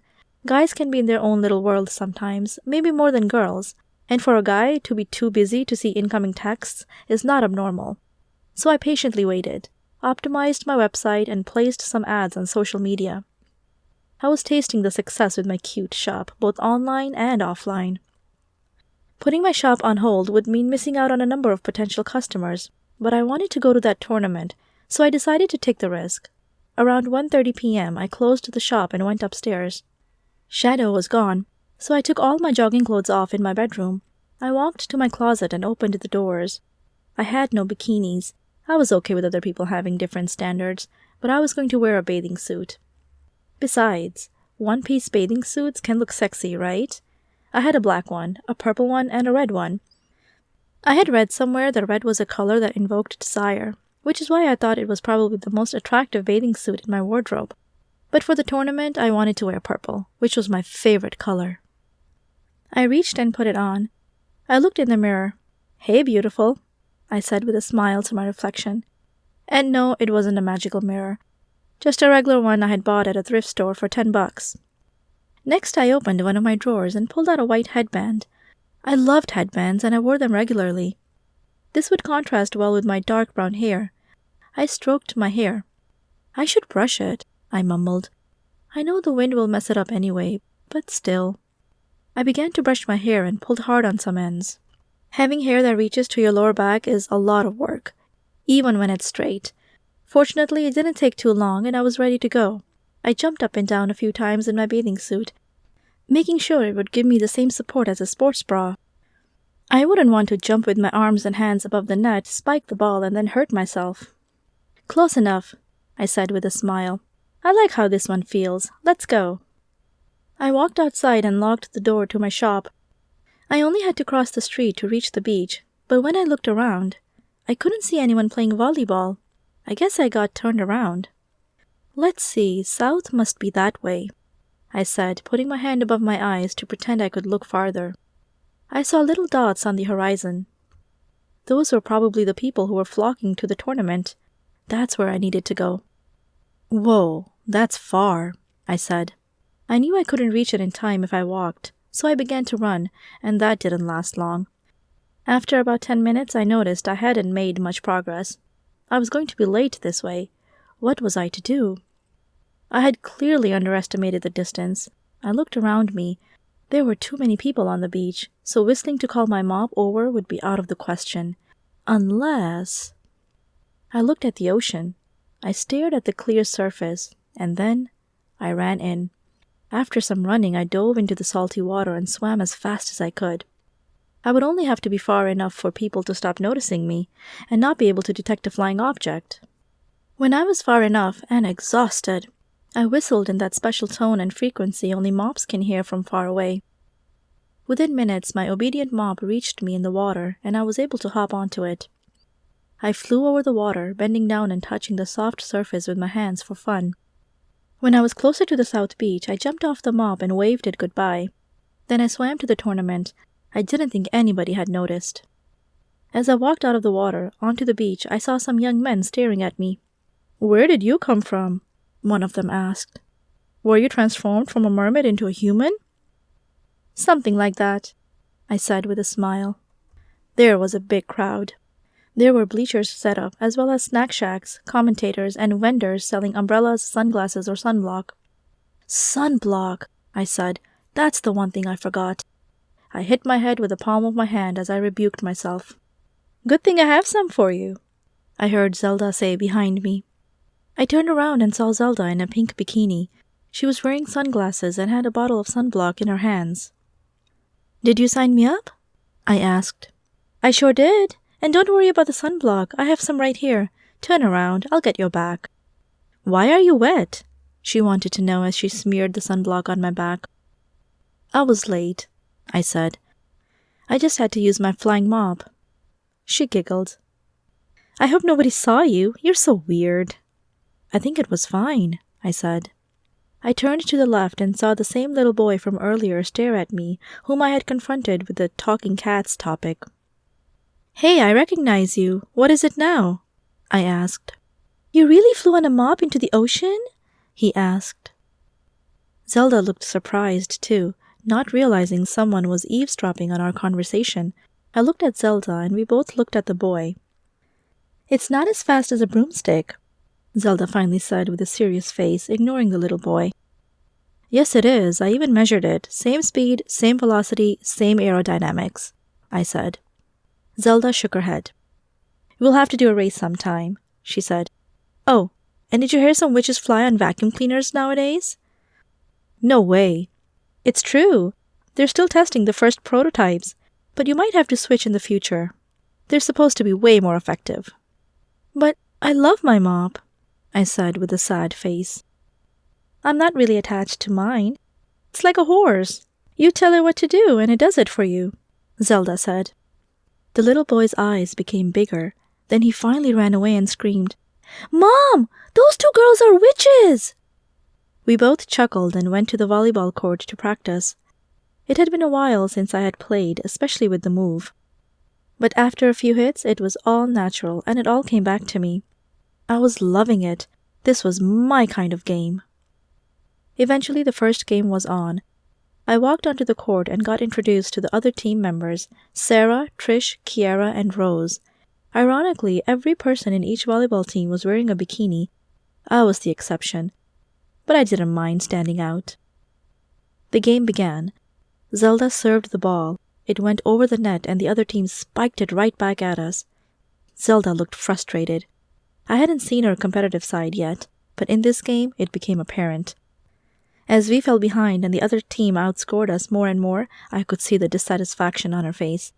Every time the crowd cheered when the other team scored, she became angrier.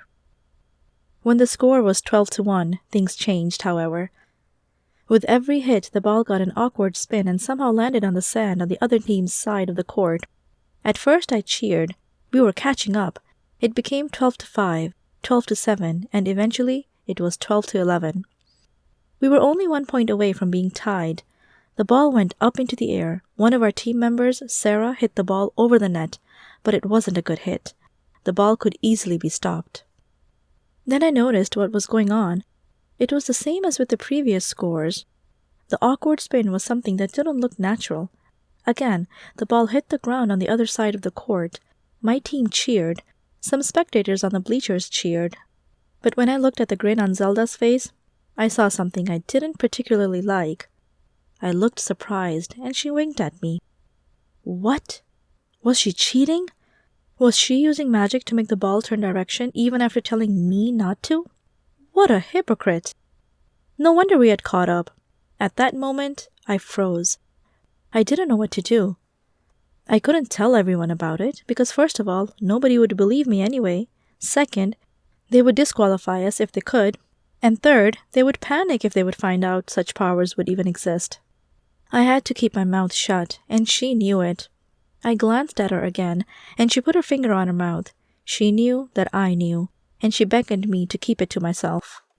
The whole irony of it all was that the moment she became excited, I became frustrated, because I didn't want to cheat. I didn't care enough about winning. I just wanted to have a good time. The ball came in Kiara's direction. She set it up for me, and I spiked the ball hard. The ball hit the ground on the other side. We were up 1 point. The crowd cheered. I loved the attention, but I knew it wasn't right that every time we were about to lose a point, Zelda would tweak the game in our favor. "What a spike by the brunette in the one-piece bathing suit!" the commentator shouted. "Oh, that was my nickname now, huh? I was just a brunette in the one-piece bathing suit?" I laughed. If I hadn't known any better, this would have given me extra fuel and motivation to play better and win, but instead I did the opposite. I tried to mess up and miss the ball. "What's wrong with you?" Zelda asked one time as I almost tripped over my own feet, which was totally on purpose. "Oops," was the only thing I said. We lost the game. Zelda was furious. She kicked the ball away and stormed off. I knew she blamed me for not playing well enough, but I didn't know if she suspected that I did it on purpose. Either way, she was a sore loser. The rest of my team looked okay with it, but disappointed. "No big deal," Sarah said to me as she walked by. "We tried." "I expected more from you," Trish said. "But hey, we had fun. See you later, Cammy." "Good job, bathing suit girl," Kiara said, teasing me a little. "Keep practicing." I had a smile on my face, though. I didn't care about what others thought of me. I had reverted the false win, prevented the cheating, and helped the other team get what they deserved. I was happy. No worries whatsoever. "You are pretty good," I heard a voice say. I turned to the right and looked into the blue eyes of a guy who was a head taller than I was. He was a typical hunk, blonde hair, muscled, and a strong chin, almost like one of those characters from Baywatch. He was wearing a white shirt and blue shorts, and he had sunglasses on his forehead. And apparently he didn't care that I was wearing a bathing suit instead of a bikini. He saw I was attractive and like a real dude decided to go for it. I felt flattered. "Thank you," I said shyly. "My name is Cammy. What is yours?" "I am Trevor," he said. "I saw you play and I noticed you played a lot better in the beginning, so the talent is definitely there. But at the end, you seem to give up or get clumsier. What happened, if I may ask?" "I just got distracted," I said. "I don't think I've ever had a crowd this big before." "You didn't get distracted by a certain someone, did you?" "No," I said with a smile. "Why would you think that?" "Nothing," he said abruptly. "Hey, I was wondering if you would join me for a drink at the Tiki Bar." "What's that?" "Just a place over there where you can get some, refreshments." "Haha, you can just call them drinks, silly." "Okay, fine. The fancy high-class talk doesn't work for me," he said. "Either way, wanna come?" "Of course," I said enthusiastically. "But I have to be somewhere at 7. "No problem. It won't take that long to get a drink." I followed him to the tiki bar. We sat down and he ordered a mocktail. "Don't you drink alcohol?" I asked. "No, I've always avoided that stuff. But if you drink, I don't judge you for it." "I don't like alcohol either," I said. "So I would like a mocktail too, but not the same as yours. I want to have a taste of yours and then decide which of the two I want." He laughed. "Okay, I'm okay with that. Mine is mango lime. Would you like the pina colada then? Yes, thank you. We waited for the second drink. I took a sip of his mango lime one. When the drink arrived, I tasted the other one. I'll just stick with mine, I said. Thanks for letting me taste yours, though. You're welcome. So hey, let me ask you, where do you live and what do you do? I live on the other side of town. I recently moved here from the East Coast. I run my own little business. I have a tourist shop with soaps, drinks, and smells. I also have a website that gets the occasional sale. Awesome. I think that's cool. Stepping away from the 9-to-5 job mentality. That's the world nowadays, isn't it? Having your own website, trying to get something going for yourself. Jobs aren't that reliable anymore either. You're right. I have a job, but I know that if I even look at my boss the wrong way, I could get fired right away. Everything has become so unstable. What do you do? I wanted to know. I work at the swimming pool at the Golden Crown Hotel. I take care of facilities, finances, cleanliness, and other things like that. Really? I said. That makes me wonder, what did you hear about the murder? Really sad that someone would shoot someone, he said. I don't know who did it, but I'm sure they'll find the killer sometime. Instantly, my curiosity about him turned into a desire to know what he knew, and if he was a suspect too. It became more like an interrogation than a date, although our little get-together hadn't been officially called by either name. Where were you when it happened? I asked. My question surprised him. Why do you care? Oh, I was just curious. I mean, when something happens, you always think back about where you were when it does, and then you wonder what would have happened if you were there. I was at the parade, like most people in town. How about you?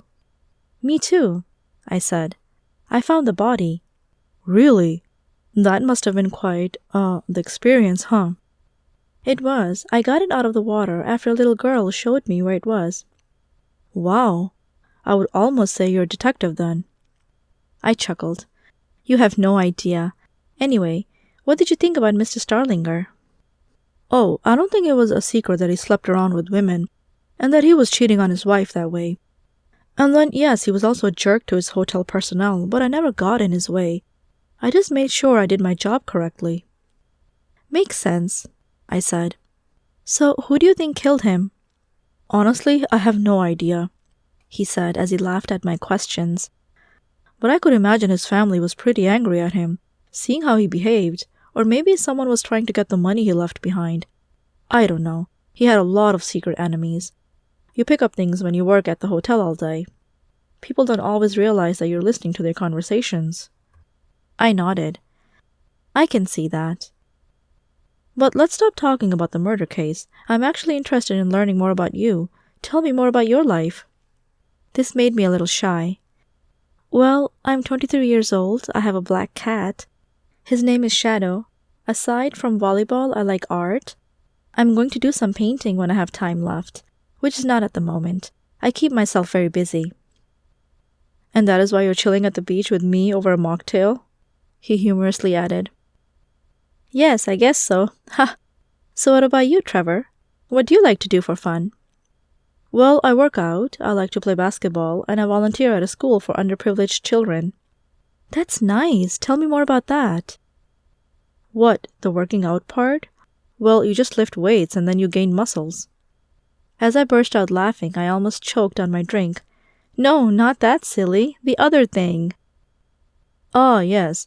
Well, I can't dunk, but I make most of my layups and I shoot the occasional three-pointer. There is one guy who has a major crossover dribble. You should see it. It's really hard to guard him. I shook my head. Okay, I'm glad you're excited about sports, but tell me, what does a guy like you do volunteering at a school for children? Oh, that! Ha! Now I see what you mean. Yes, it's a lot of fun. The kids are between the ages of 4 and 12, and I just play with them, help them clean up, and assist the teachers. It's something I do to prepare myself for when I have a family. Would you like a lot of kids? I asked. Sure, I think I can handle that. The barkeeper looked at us with a strange face, as if I had just offered Trevor to receive a lot of children from me. We both felt it, and we quickly changed topics. We talked all afternoon, and he treated me to dinner too. It was Mexican food, and not the American kind, with all the breakfast burritos or something. No, it was real, authentic Mexican food, with all the weird flavors I wasn't used to, but that were absolutely delicious. It was nice not having to pay for it, and I understood better why Zelda was pulling that trick on her potential dates all the time. But unlike her, it wasn't me who approached Trevor, and I didn't try to get dinner out of him. It just happened. Eventually he dropped me off at my place. When I came inside, let myself drop down on my bed, resting from the activities of the day, I was in the clouds. I now had 2 men who were interested in me, or so I suspected. It was exciting and puzzling at the same time. Eventually I would have to choose one over the other, right? I couldn't hold on to them forever.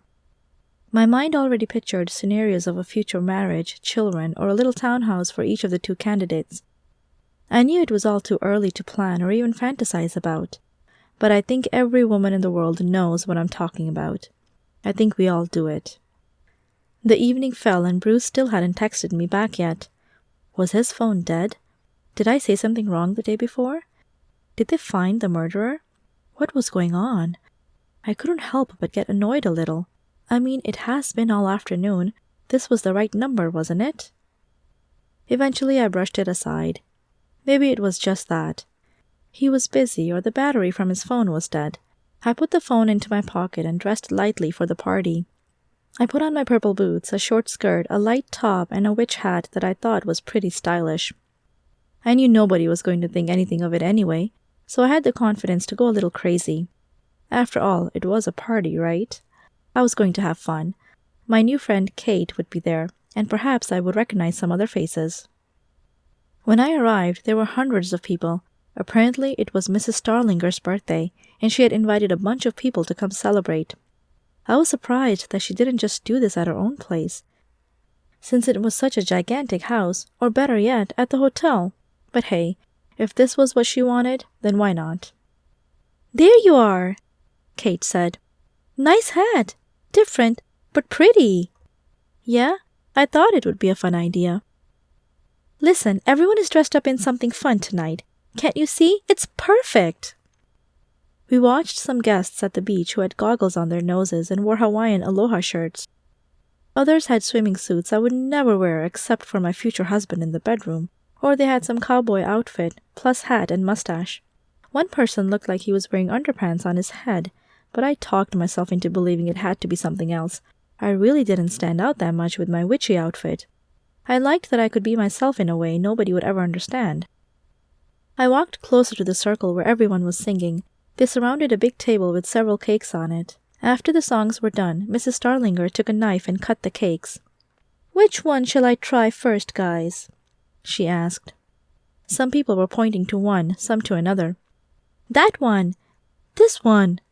it echoed through the air. Okay, I will try this one," she said, as she took a bite of a big chocolate cake. She chewed the bite of cake, and everyone cheered, but when she started choking, the guests became a little worried. Thud! She fell on the white beach. The cake on the little plate dropped out of her hands and got covered by sand. Everyone paused for a second. They were shocked, but it didn't take long for panic to break loose. "What kind of a cake is that?" one person shouted. "No, don't touch it! It must be poisoned!" another yelled. "At least check if she is still alive," one of the guests suggested. "Maybe she just fainted." Several people came to help and got closer to Mrs. Starlinger. "She is not breathing," her brother-in-law Jake exclaimed. "She is dead. Mrs. Starlinger got murdered." I approached the victim and family member and asked if there was anything I could do to help. "Ms. Whisper, I'm glad you are here. Please go and check the cake. Don't taste it. Don't eat any of the other ones either. Just go and see if there's a card attached to it or something. I want to know who did this." "Okay, shall I call an ambulance as well?" I asked. "Don't bother. We'll cover it. My car is right there. You, please help me lift her up. We'll take her to the hospital ourselves. Then we don't have to wait for an ambulance." I went to the cake and searched around a little. He was right. There was a greeting card attached to the cake. It read, "Choke on that, Sophie. Maybe this way I'll get the alimony I deserve." I read the sentences out loud so that Jake could hear them. He looked outraged. "What? Alimony? Really? That's got to be Amelia Johnson. Mr. Starlinger's ex-wife. She was always bitter that we were living in luxuries while she was barely scraping by. Well, I guess it's not a mystery anymore. Let's call the police. The case is solved. It makes perfect sense now who killed Mr. Starlinger as well. It had to be her. Yes, that's what it sounds like, I said calmly but doubtfully. I will call them, no problem. People were running around in panic, but somehow I was feeling fine. First I called the police, who came in a hurry. Then I called Bruce, but he still wouldn't pick up the phone. Where was that guy when I needed him? This was beginning to get really frustrating. Chapter 8. Where were you? I sneered when I saw Bruce at the police station. With everything going on the way it did that evening, I considered I had all the rights to go there and learn all I could.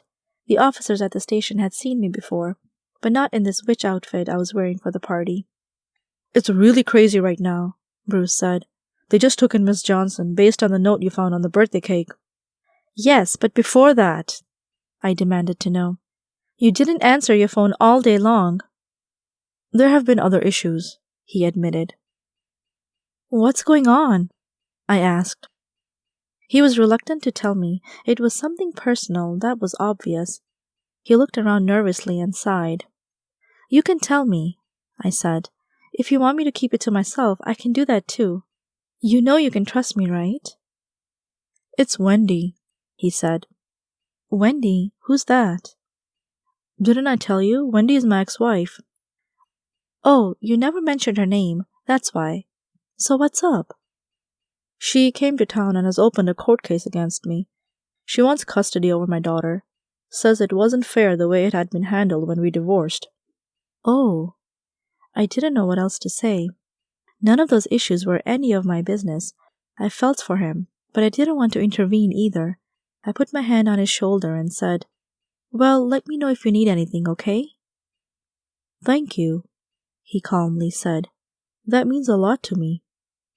I paused for a moment, wondering if he wanted to say something else about the matter, and then changed the topic. What about Miss Johnson? Do you know anything? Well, she denies that she murdered Mr. or Mrs. Starlinger. She confessed to lying about the alimony numbers, but she says she never even baked a cake or wrote a note. Then maybe it wasn't her, I said. Or she's lying about that too. We don't know. But you don't know that, I argued. She lied about the alimony. She is a liar. So why would we trust her on this? You're right about that. But lying about a sum of money is different than committing a murder, you know. Personally, I think this is all way too simple. I could tell Bruce got a little upset. Listen to yourself. You're starting to base your assumptions on nothing. She is the ex-wife. She is bitter about the money she should have received, the loneliness, the life she doesn't have. She has more motive than anyone in this town. People who break up with other people over nothing are evil, lying fraudsters. Can't you see that? I looked at him with big eyes. Is this really about Miss Johnson, or is this about Wendy? I asked. Because if you're just using your own ex-wife as a stereotype to lay the blame on Miss Johnson, I think that your sense of judgment is a little clouded. Tell me, Bruce, what is this really about? He looked at me and rolled his eyes. Man, you're good, he said. What is it with you? You're like a beautiful sleuth, sweet, creative, mysterious angel from heaven, but you also happen to be a therapist. That shut me up. I took the compliments. I guess he really liked me. He looked up to me.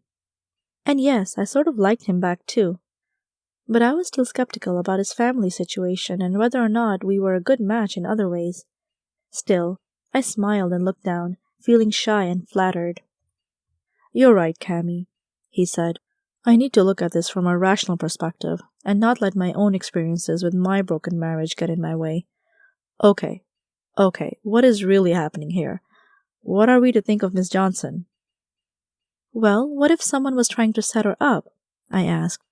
Don't you think it's strange that someone would put a note with a poisoned cake that makes all the evidence point to her? It's too obvious. There has to be more to it. His face lit up. And with a smile, he said, "See, I knew I hired you for a reason. You sense these kinds of things. I don't know if you call it intuition, your feminine side, or just an understanding of human nature, but you can see through deception like that. And I'm sure you have a plan to carry out, don't you?" I blushed a little because of all his compliments.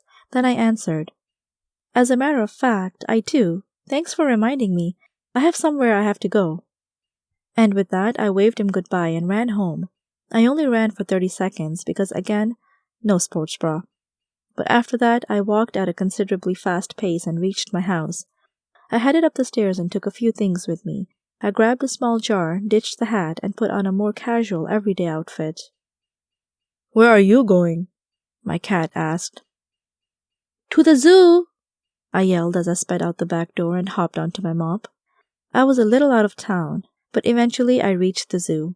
It was getting dark, which was perfect for my plan. I was tired of all the lies and deception. I wanted the truth. This would be the second last ingredient for my truth potion. I would serve it to them in a sneaky way that would force them to speak the truth. Call it unethical. But I think sometimes people should stop hiding behind their lies, especially when it involves murder. When is murder ever justified? Taking someone else's life? Well, I guess there is a whole division between those who are for or against vigilantes, taking out dangerous criminals or death penalty, but let's not go into that right now. The point was, I wanted to know. The curiosity was killing me, but it felt like every time we were put on the wrong track and we faced a dead end. I didn't know how to find Red Beryl yet, but here in the zoo I would sneak in and get a rhino's hair. The zoo was closed. It was after opening hours, so I flew down on my mop and landed on the ground in front of the map. As I guided my eyes with my finger, I saw a drawing that indicated where I needed to go. "There," I said. "That's where the rhinos are.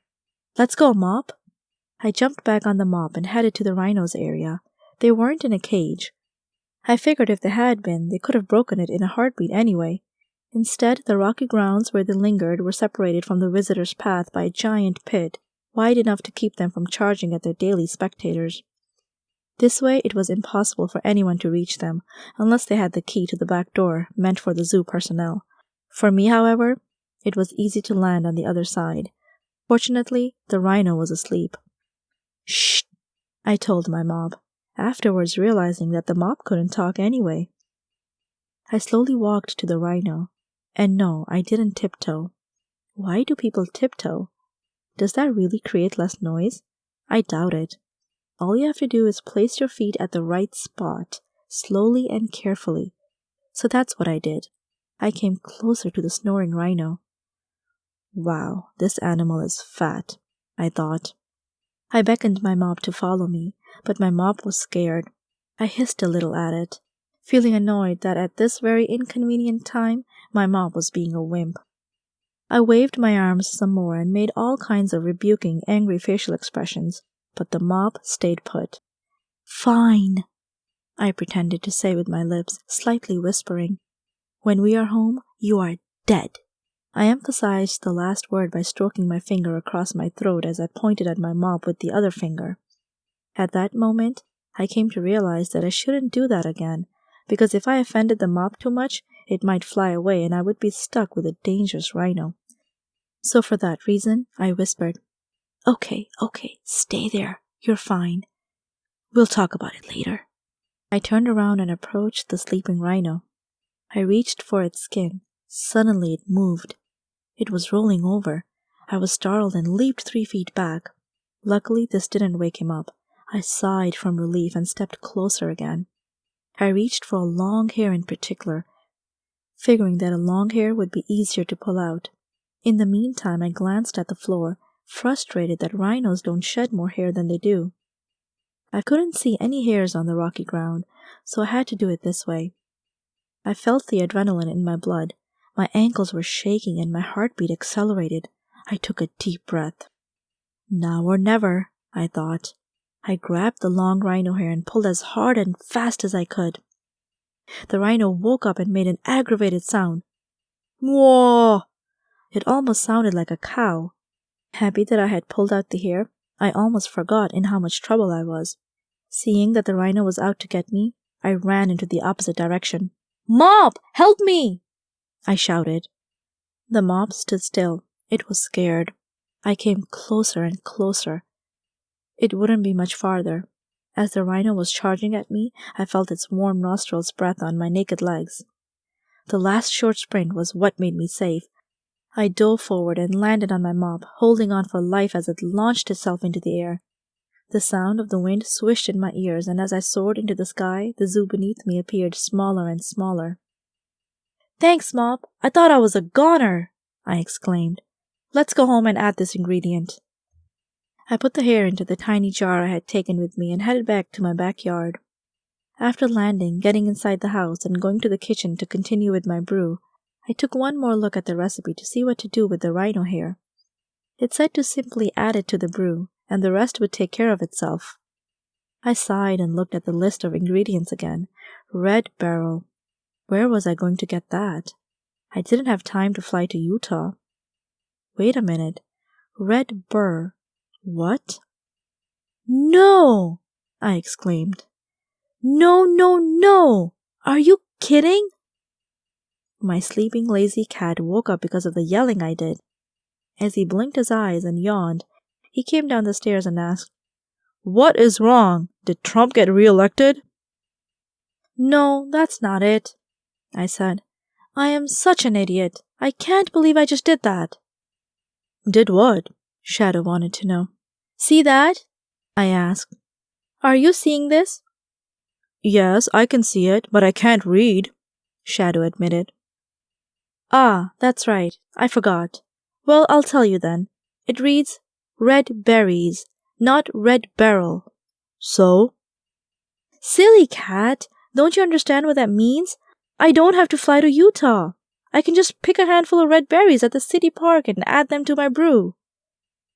"Sorry, I'm just sleepy. I get it now," Shadow said.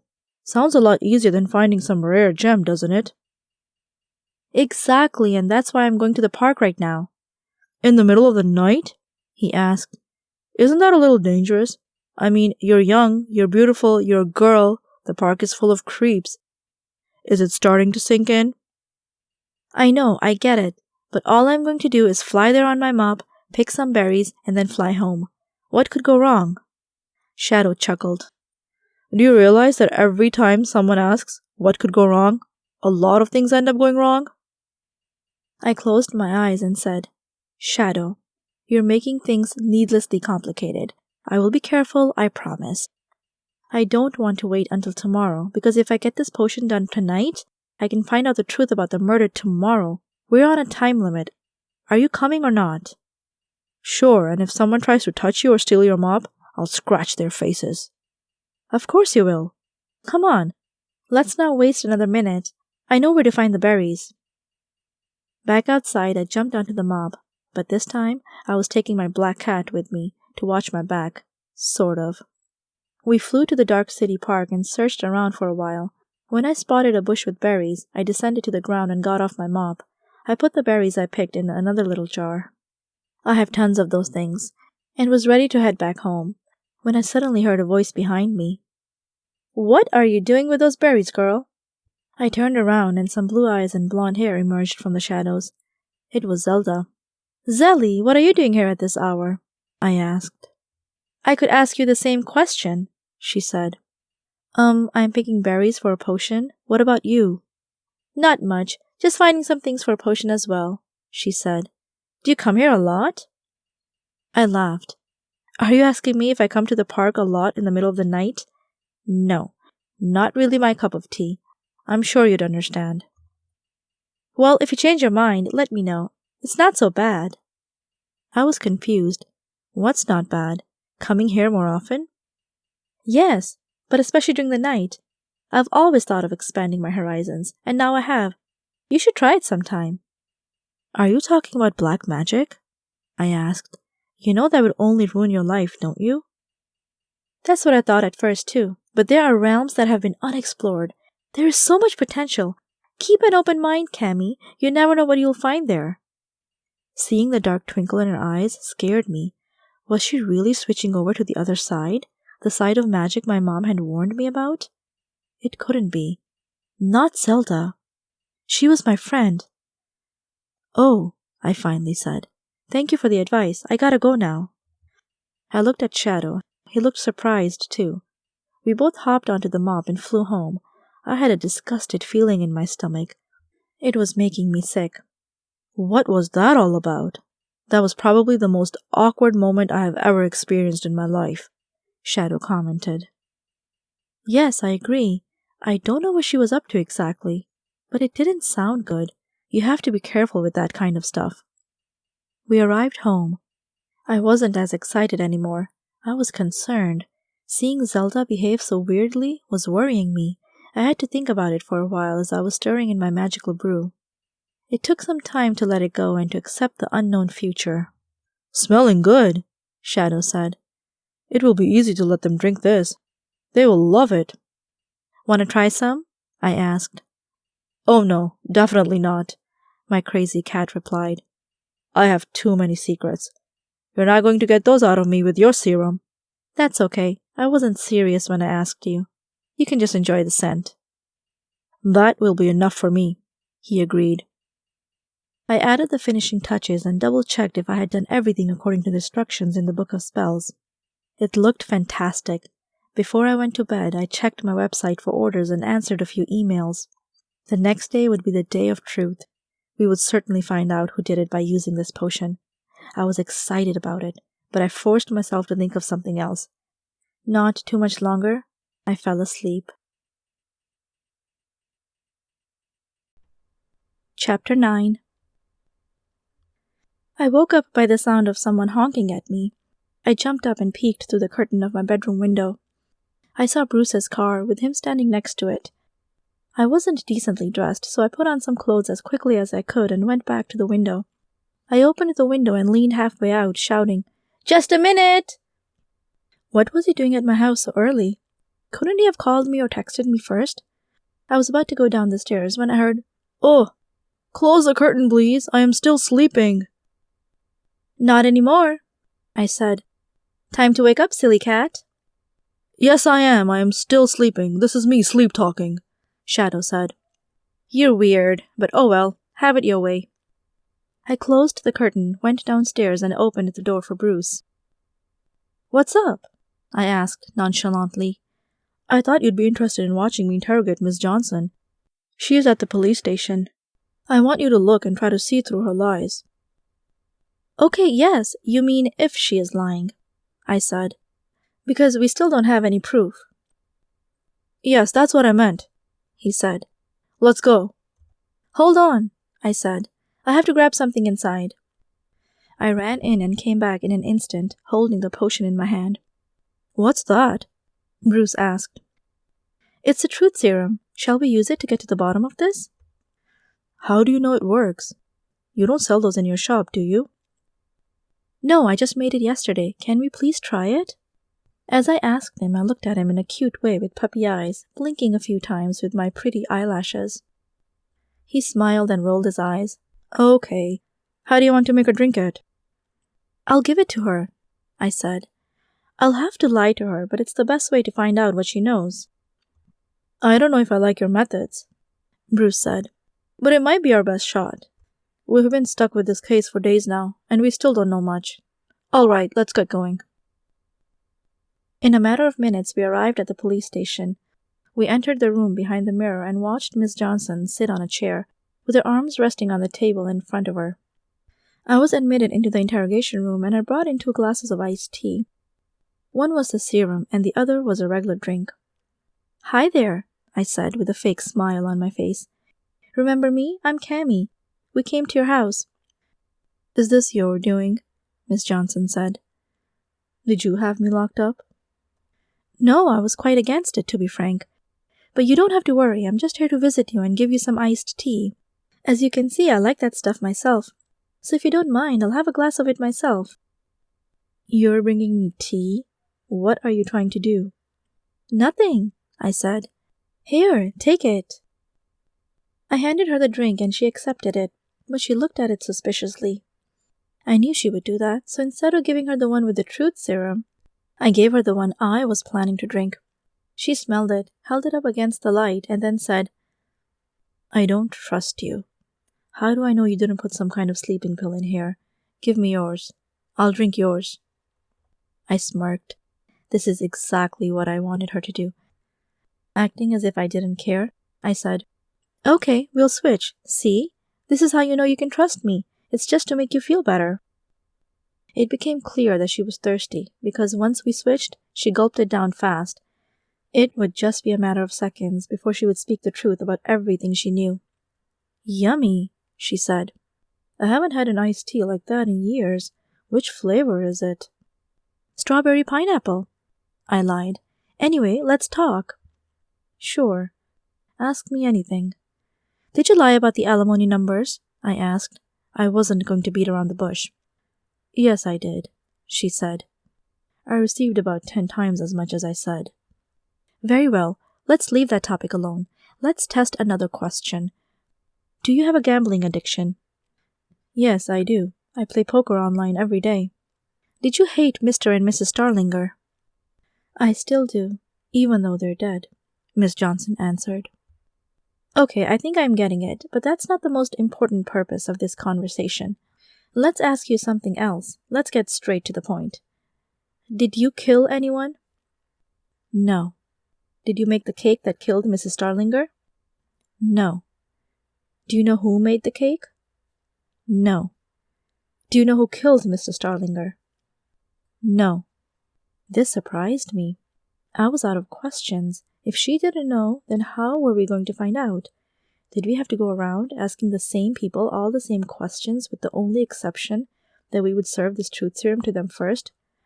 Nervously, I put my hair behind my ear and looked at the mirror with the police officers behind it. I shrugged, signaling them that I didn't know what to do next. "Thank you for your answers," I finally said. Then I left to the dark room behind the mirror. "What would you have me do?" I asked. "She didn't do it, and she doesn't know anything." "Or she's lying and your potion isn't working," Bruce said. "I guess that could be true, but then why did she confess to everything else I asked her?" "She confessed to these things before anyway. It doesn't matter." What was lacking? I couldn't bear it anymore. What was the missing piece of the puzzle? I knew we had overlooked something or someone. Did we interrogate everyone we needed to talk to? "Wait!" I suddenly exclaimed. "What about Mr. Starlinger's brother? We never asked him a single question, did we?" "You think his own brother killed him?" "I don't know, but we didn't ask either. We just assumed he was innocent and that it was out of the question that he would do such a thing. But what if we were wrong?" Bruce laughed. He was speechless. "Come on," I said with a smile, pointing my finger at his face. "Who is right again? Say it." "Ha, you're amazing, Cammy. You are. Yes, you're right. We have to find Mr. Starlinger's brother, Jake. We left him out of the picture, but he might know something about it he hasn't told us." I grabbed the remainder of the truth serum and ran after Bruce. I think he broke all the speed limits to get to the Starlinger's place. I had never seen him like that before. He was in a hurry, which surprised me, because I didn't think we needed to be so fast. It was as if something was telling me I had just found a gold nugget. He was determined. When we arrived and rang the doorbell of the big mansion, the maid opened the door.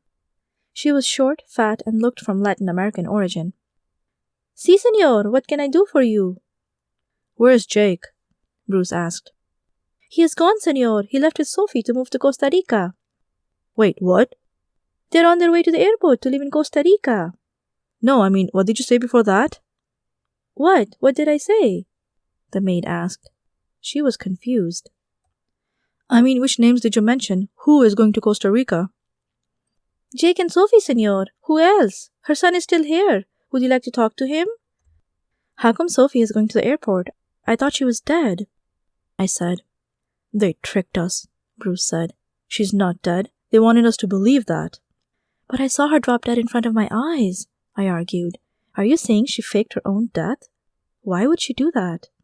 "I don't know. I really don't know.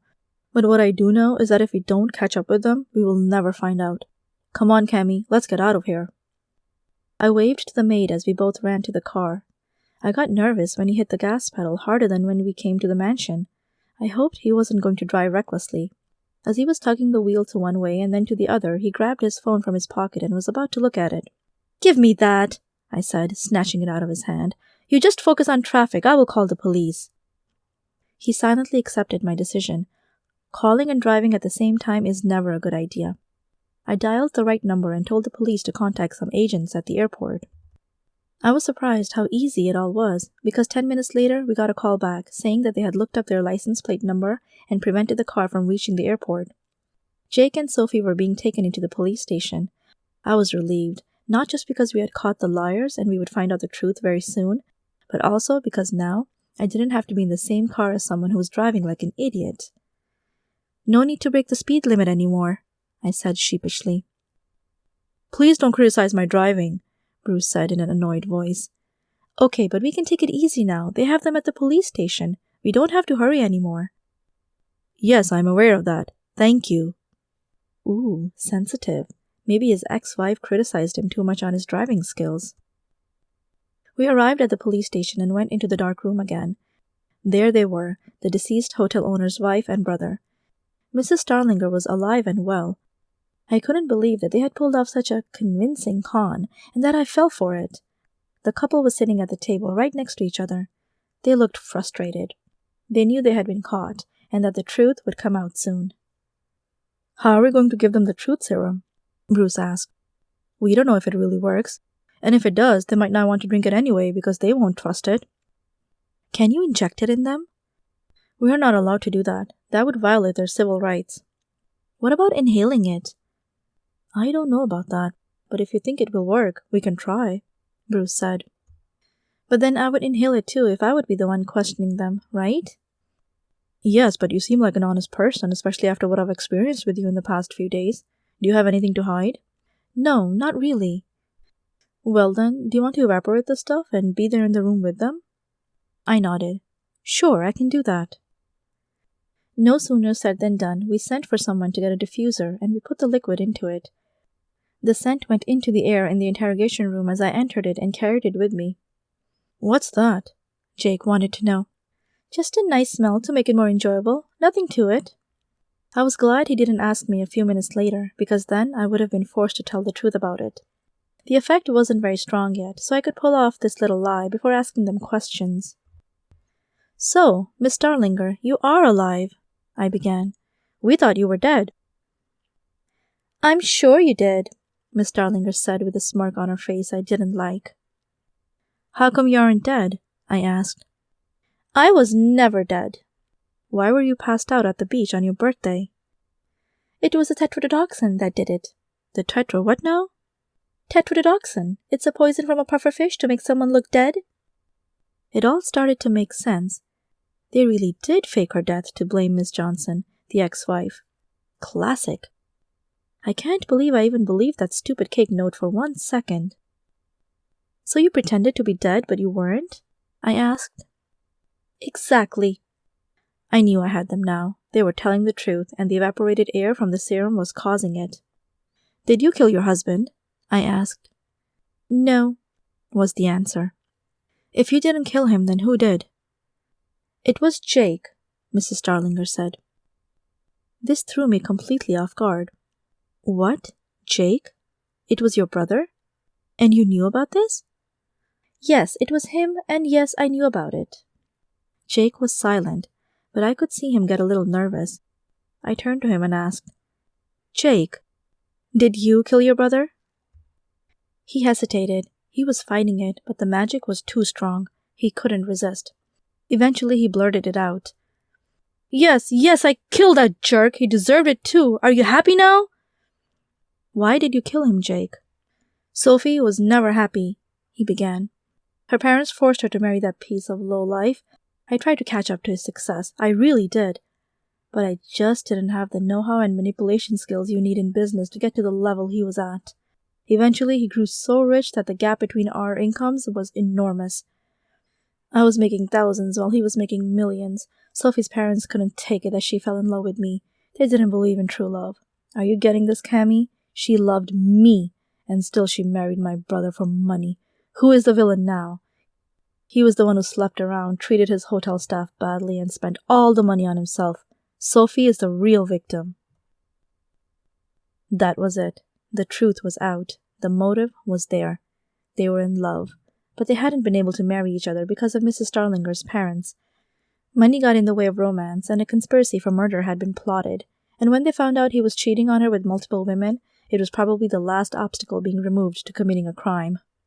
And this was their time to make an attempt to elope to Costa Rica. They got rid of the selfish husband and now had the freedom to do whatever they wanted, making everyone, including Mrs. Starlinger's parents, believe she was dead. "Mrs. Starlinger, is this true?" I finally asked. I just wanted her to confirm it. "Yes, it is. It's all true. My son has nothing to do with it. He doesn't even know about it. Please, leave him out of it. He is innocent." I nodded. "We will take care of him, Mrs. Starlinger. Thank you for cooperating." I got up and was about to walk out of that room, but Jake asked, "What will happen now?" I turned around and said, "I honestly don't know. That's up to the police to decide. It's not my department. We have our confession. They will let you know what the penalty is." I opened the door and a few police officers came in. They removed the suspects and I was left alone in the room. It all happened within 10 seconds. I glanced at the table one more time, pondering what they had told me. Before I could leave, however, Bruce entered the room. "Not so fast," he said. "I have a question for you." I was surprised. What was this all about? "Bruce, what's going on? What do you want to know?" I asked.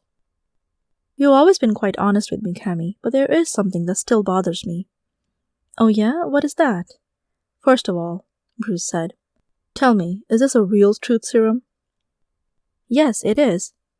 "How did you learn to make it?" "From a recipe book." "Okay, I believe that. But this is what I still don't understand.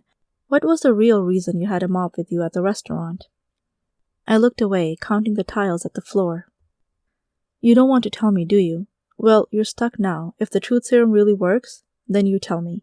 If it doesn't, then you lied about its effectiveness. So what's it going to be, Cammy? Tell me the story about the mop. Nobody takes a mop to a restaurant. And to be honest, it was pretty funny. But you're not crazy, so I want to know." "Do you promise not to tell anyone?" I asked. "I promise." "I used it to fly to the restaurant," I said. He looked confused. "Yes, I remember you telling me that. Are you saying that you told me the truth because you knew I wouldn't believe you?" "That's exactly what I'm saying. But mops don't fly, do they?" I chuckled. "Yes, they do. At least mine does." The dumbfounded look on his face became funnier every few seconds. "How did you find a flying mop?" he asked. "Are you a real witch?" I looked at the room, making sure that nobody else would overhear our conversation. Yes, I am," I confessed. I usually don't tell anyone about that because people panic so easily. But if you believe that I am not a bad person and that I stay away from black magic, then there is no problem, is there? He thought for a moment, trying to take it all in. "No, I guess there isn't." He finally said, "Is that also the way you got in front of Bill when he was running away? You flew over there on a mop?" "Ha, you got it." "Wow, all of this is so over my head. I don't really know what to do with it." "Nothing," I said with a smile. "Just trust me. Everything will be okay." "Okay, if you say so." I touched his shoulder as I left the police station and went home. Some of the agents who had been following the questioning were cheering. It felt great.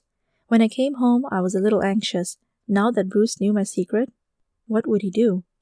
Was he going to tell his mom? Was he going to post it on Facebook? Would he really keep his word about keeping it to himself? I sat on my bed, thinking about it, when I suddenly realized that he was in the same room with me, with the fumes from the potion. Everything he said to me, including his promise, was the truth. So I had nothing to worry about. I let myself drop on my back and stared at the ceiling. I had a huge smile on my face. It was great to be done with the case. It had all been solved. Tomorrow I would work in my shop again. Perhaps I would look up some more potion recipes, because this one seemed to have done its job. I checked my phone for messages and scrolled through some social media pages, Pinterest and Instagram, that kind of stuff. Eventually I put the phone away and fell asleep. Chapter 10. In the morning, I made myself breakfast and organized some more things in my little shop. I had some customers, and one of them bought a $100 item, so I immediately made a good profit that day. After a morning and an afternoon of spending time in the shop and on the internet, Bruce walked into my shop. He was wearing a black shirt and blue jeans, and he had sunglasses on his nose. He looked worried and relaxed at the same time, an odd mix I had never seen in him before. "Is everything okay?" I asked. "Yes and no," he answered. "You can tell me," I said with a smile. I know I can trust you, Cammy, and I wish there was something I could do about it. Maybe you have a spell or something you can cast on my ex-wife?" "What's going on with your ex-wife?" He hesitated. It was like there was a battle going on inside his head, with a little devil and a little angel, the one telling him to keep it to himself and the other to reveal everything to me because I was his trusted friend. Finally, he got it all off his chest. "She was in town recently. She left today, though, and I am forced to go there because she is filing a court case against me." "What? Based on what?" "She says I abuse her daughter. Our daughter. Of course this isn't true, but you know how people can be sometimes. She was diagnosed with borderline personality disorder a long time ago, and sometimes people like that will lie about things to get their way." "And the court believed her?" I asked. "They're still on the fence, but yes, that's why I have to move closer. I mean, I could just visit Houston every once in a while, where she lives now, but that raises suspicion too. Besides, I heard there was a murder case there where they needed me. The police from that area just called me and said they wanted me to do the case." I was shocked. I just barely got to know Bruce that week, and now he was already moving across the country, to Texas. "You really have to move?" I asked. "What about your place here?" "I already found a renter," he said. "I was renting anyway, so yes, I can leave, knowing that my landlord found someone else. No problem whatsoever." I saw he was trying to act all cool about it, but he didn't like it in the least. "I am sorry to hear that," I said. "What about Shelley? Is she going to school here?" "Yes, but she has changed school so many times. She doesn't mind the move. Besides, she said she missed Houston." "Okay, that makes sense." There was an awkward silence. I was waiting for him to give me a more elaborate explanation, but his mind was all over the place. "What about the case you were on this week?" "Oh, the Starlingers case? Yes, well, Jake and Sophie got arrested, and half of their inheritance will go to Miss Johnson. She never received what she truly deserved, so that's all settled now. Their son Sander didn't know about anything they were trying to do, with the elopement and all, but the judges didn't think he was responsible enough to handle the complete inheritance, and they rearranged some of the finances in the favor of the hotel. But none of that matters." "Then what does?" I wanted to know. "We solved the case, so that's a good thing, right?" "Yes, but it bothers me to just leave you like this." I was confused. What did he think he needed to do? Babysit me? I was 23 years old. Or did he secretly have feelings for me, and he wanted more than friendship? I wondered if it was the last thing I came up with. All those thoughts, however, were just speculations, so I ignored them and just agreed with him. "I understand," I said, "but you can always come visit me. I am not going anywhere at the moment. I'll be right here. Promise." "Yeah, of course. Anyway, what I also came here to ask is if you wanted to accompany me and Shelley at the beach. She'll love it, and it would give us some time to relax before we head off." "Sure. Want to go now?" I asked. "Actually, that's exactly what I had in mind." He agreed. "You want to fly there on your broomstick, or shall I give you a ride?" he asked with a grin on his face. "It's a mop, not a broomstick. And yes, I would love a ride. I try not to stand out with my mop." Suddenly he got curious. "Can I see it?" he asked. "What, the mop? Of course. But I don't know if it can hold your weight." He thought that was funny and insulting at the same time. "Ha! You're saying I'm fat?" I felt awkward. "No, but I just don't know if, Look, Cammy, if you don't want me to fly on it, I totally understand. But if you want to give me a demonstration, that would be interesting to watch." "Yes, I'll go get it. I can meet you in the backyard," I said. He agreed and went to the backyard as I ran up the stairs. I looked around for my mop. Where did I put it? "Looking for this?" I heard a voice behind me say. I turned around and looked at Shadow. "Yes, I was just going to show Bruce the flying mop," I said. "Do you realize that you have to be careful with these kinds of things? You know that regular human beings don't take witchcraft well, don't you?" "I am aware of that. Thank you," I said as I snatched the mop out of his paw. "Then why are you agreeing to this?" "Look, Shadow, he already knows. He's okay with it. It's all fine, and it's just for fun. Besides, he's leaving town tomorrow, and I won't see him for a very long time." "Really? What's going on? Why so sudden?" "He has to move to Houston. Anyway, I don't recall asking for your opinion. We're just going to have some fun. And yes, I'll be careful not to show anyone else." "Okay, as long as you know what you're doing," he said. "Personally, I would not even show him. Humans are unpredictable." "Thanks for the advice," I said, rolling my eyes. When I came downstairs, I went to the backyard. Bruce said, "Looks like a regular mop. I don't think I would have recognized it for something magical if you hadn't told me about it." "You're right, it looks normal, but it isn't. Watch this." I ordered the mop with a hand motion to fly up and spin in the air. When it obeyed and did so, Bruce's mouth fell open. "Amazing," he said. "Can you cause other objects to fly too?" "Yes. I mastered the art of telekinesis. See?" I twirled my pointing finger and pointed it at a few rocks. The rocks floated up in the air and began to spin. Bruce clapped, as if he were watching a magician's show. "Did you tell Shelley about this?" I asked. "Oh no, I don't want her to freak out," Bruce answered. "In fact, I don't want anyone to know about this. You know how people are. I am actually surprised I handle it so well myself." I was relieved to hear that. I trusted him. After a short show on flying mops and rocks, I went upstairs, dressed into my bathing suit, and followed him to the car. We left to pick up Shelley and ended up on the beach. "Thank you for coming," Shelley said. "It's a lot more fun with you around." "You are welcome," I said with a smile. "Do you want to go swim?" "Later. Can we build a sandcastle first?" she asked. "Sure. Let's build a really big one, okay?" "But I'm not good at that," she said with a sad face. "It's okay, I can help you with it."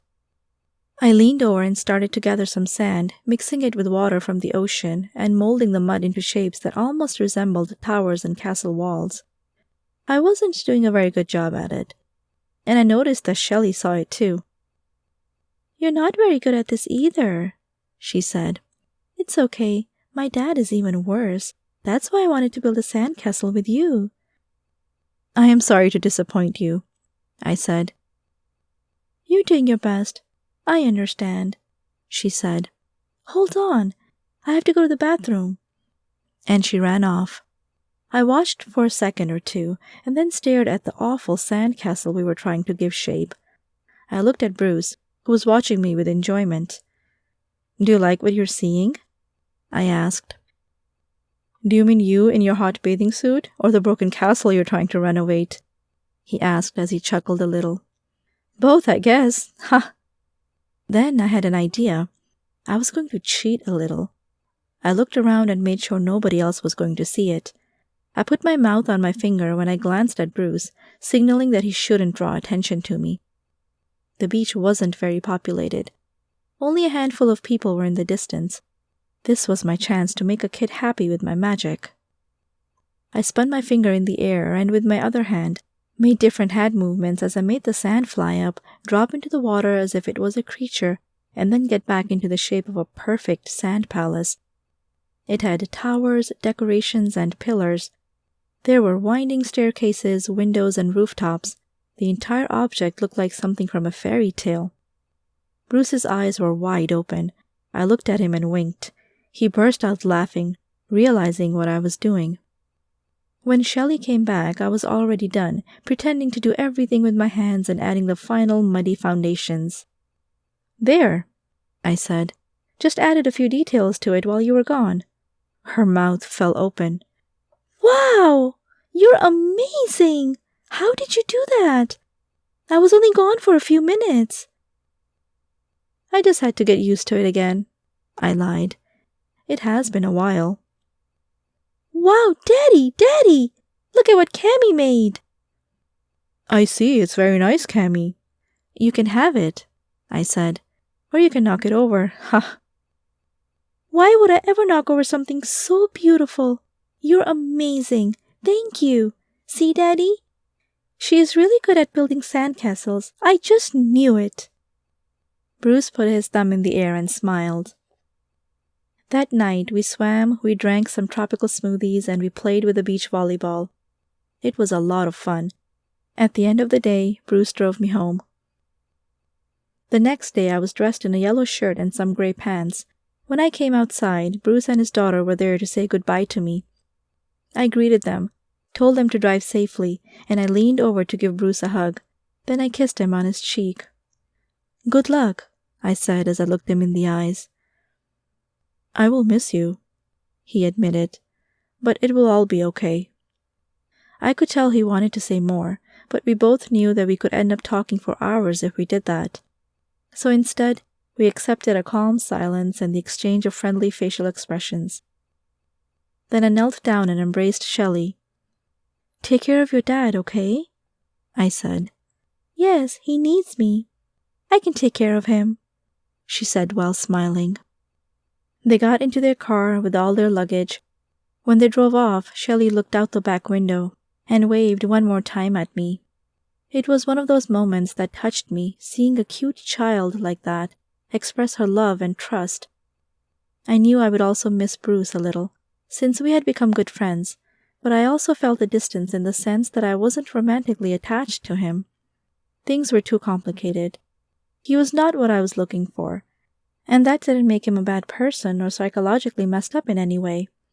It just made me feel like there was someone else in my life that would fit my needs better, who would be a better match. I watched and stood there, just thinking about everything that had happened in the short time period I had lived in this Californian beach town. Life was crazy. You never knew what it would throw at you. My phone was buzzing. It was a text message. Who could that be? I picked up the phone and checked. It was Trevor, asking me to go on another date with him. All the sadness about saying goodbye to Bruce and Shelley left. I was excited to get to know Trevor more. I texted back and asked what he had in mind. "It is a surprise," he replied. I couldn't wait. I wanted to know what he was planning to do.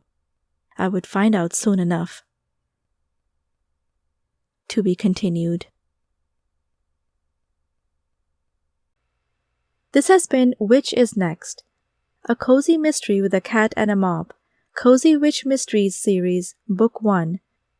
Written by Angela Kenzie, Crazy Cozies. Narrated by Evelyn Adams. Copyright 2018 by Angela Kenzie.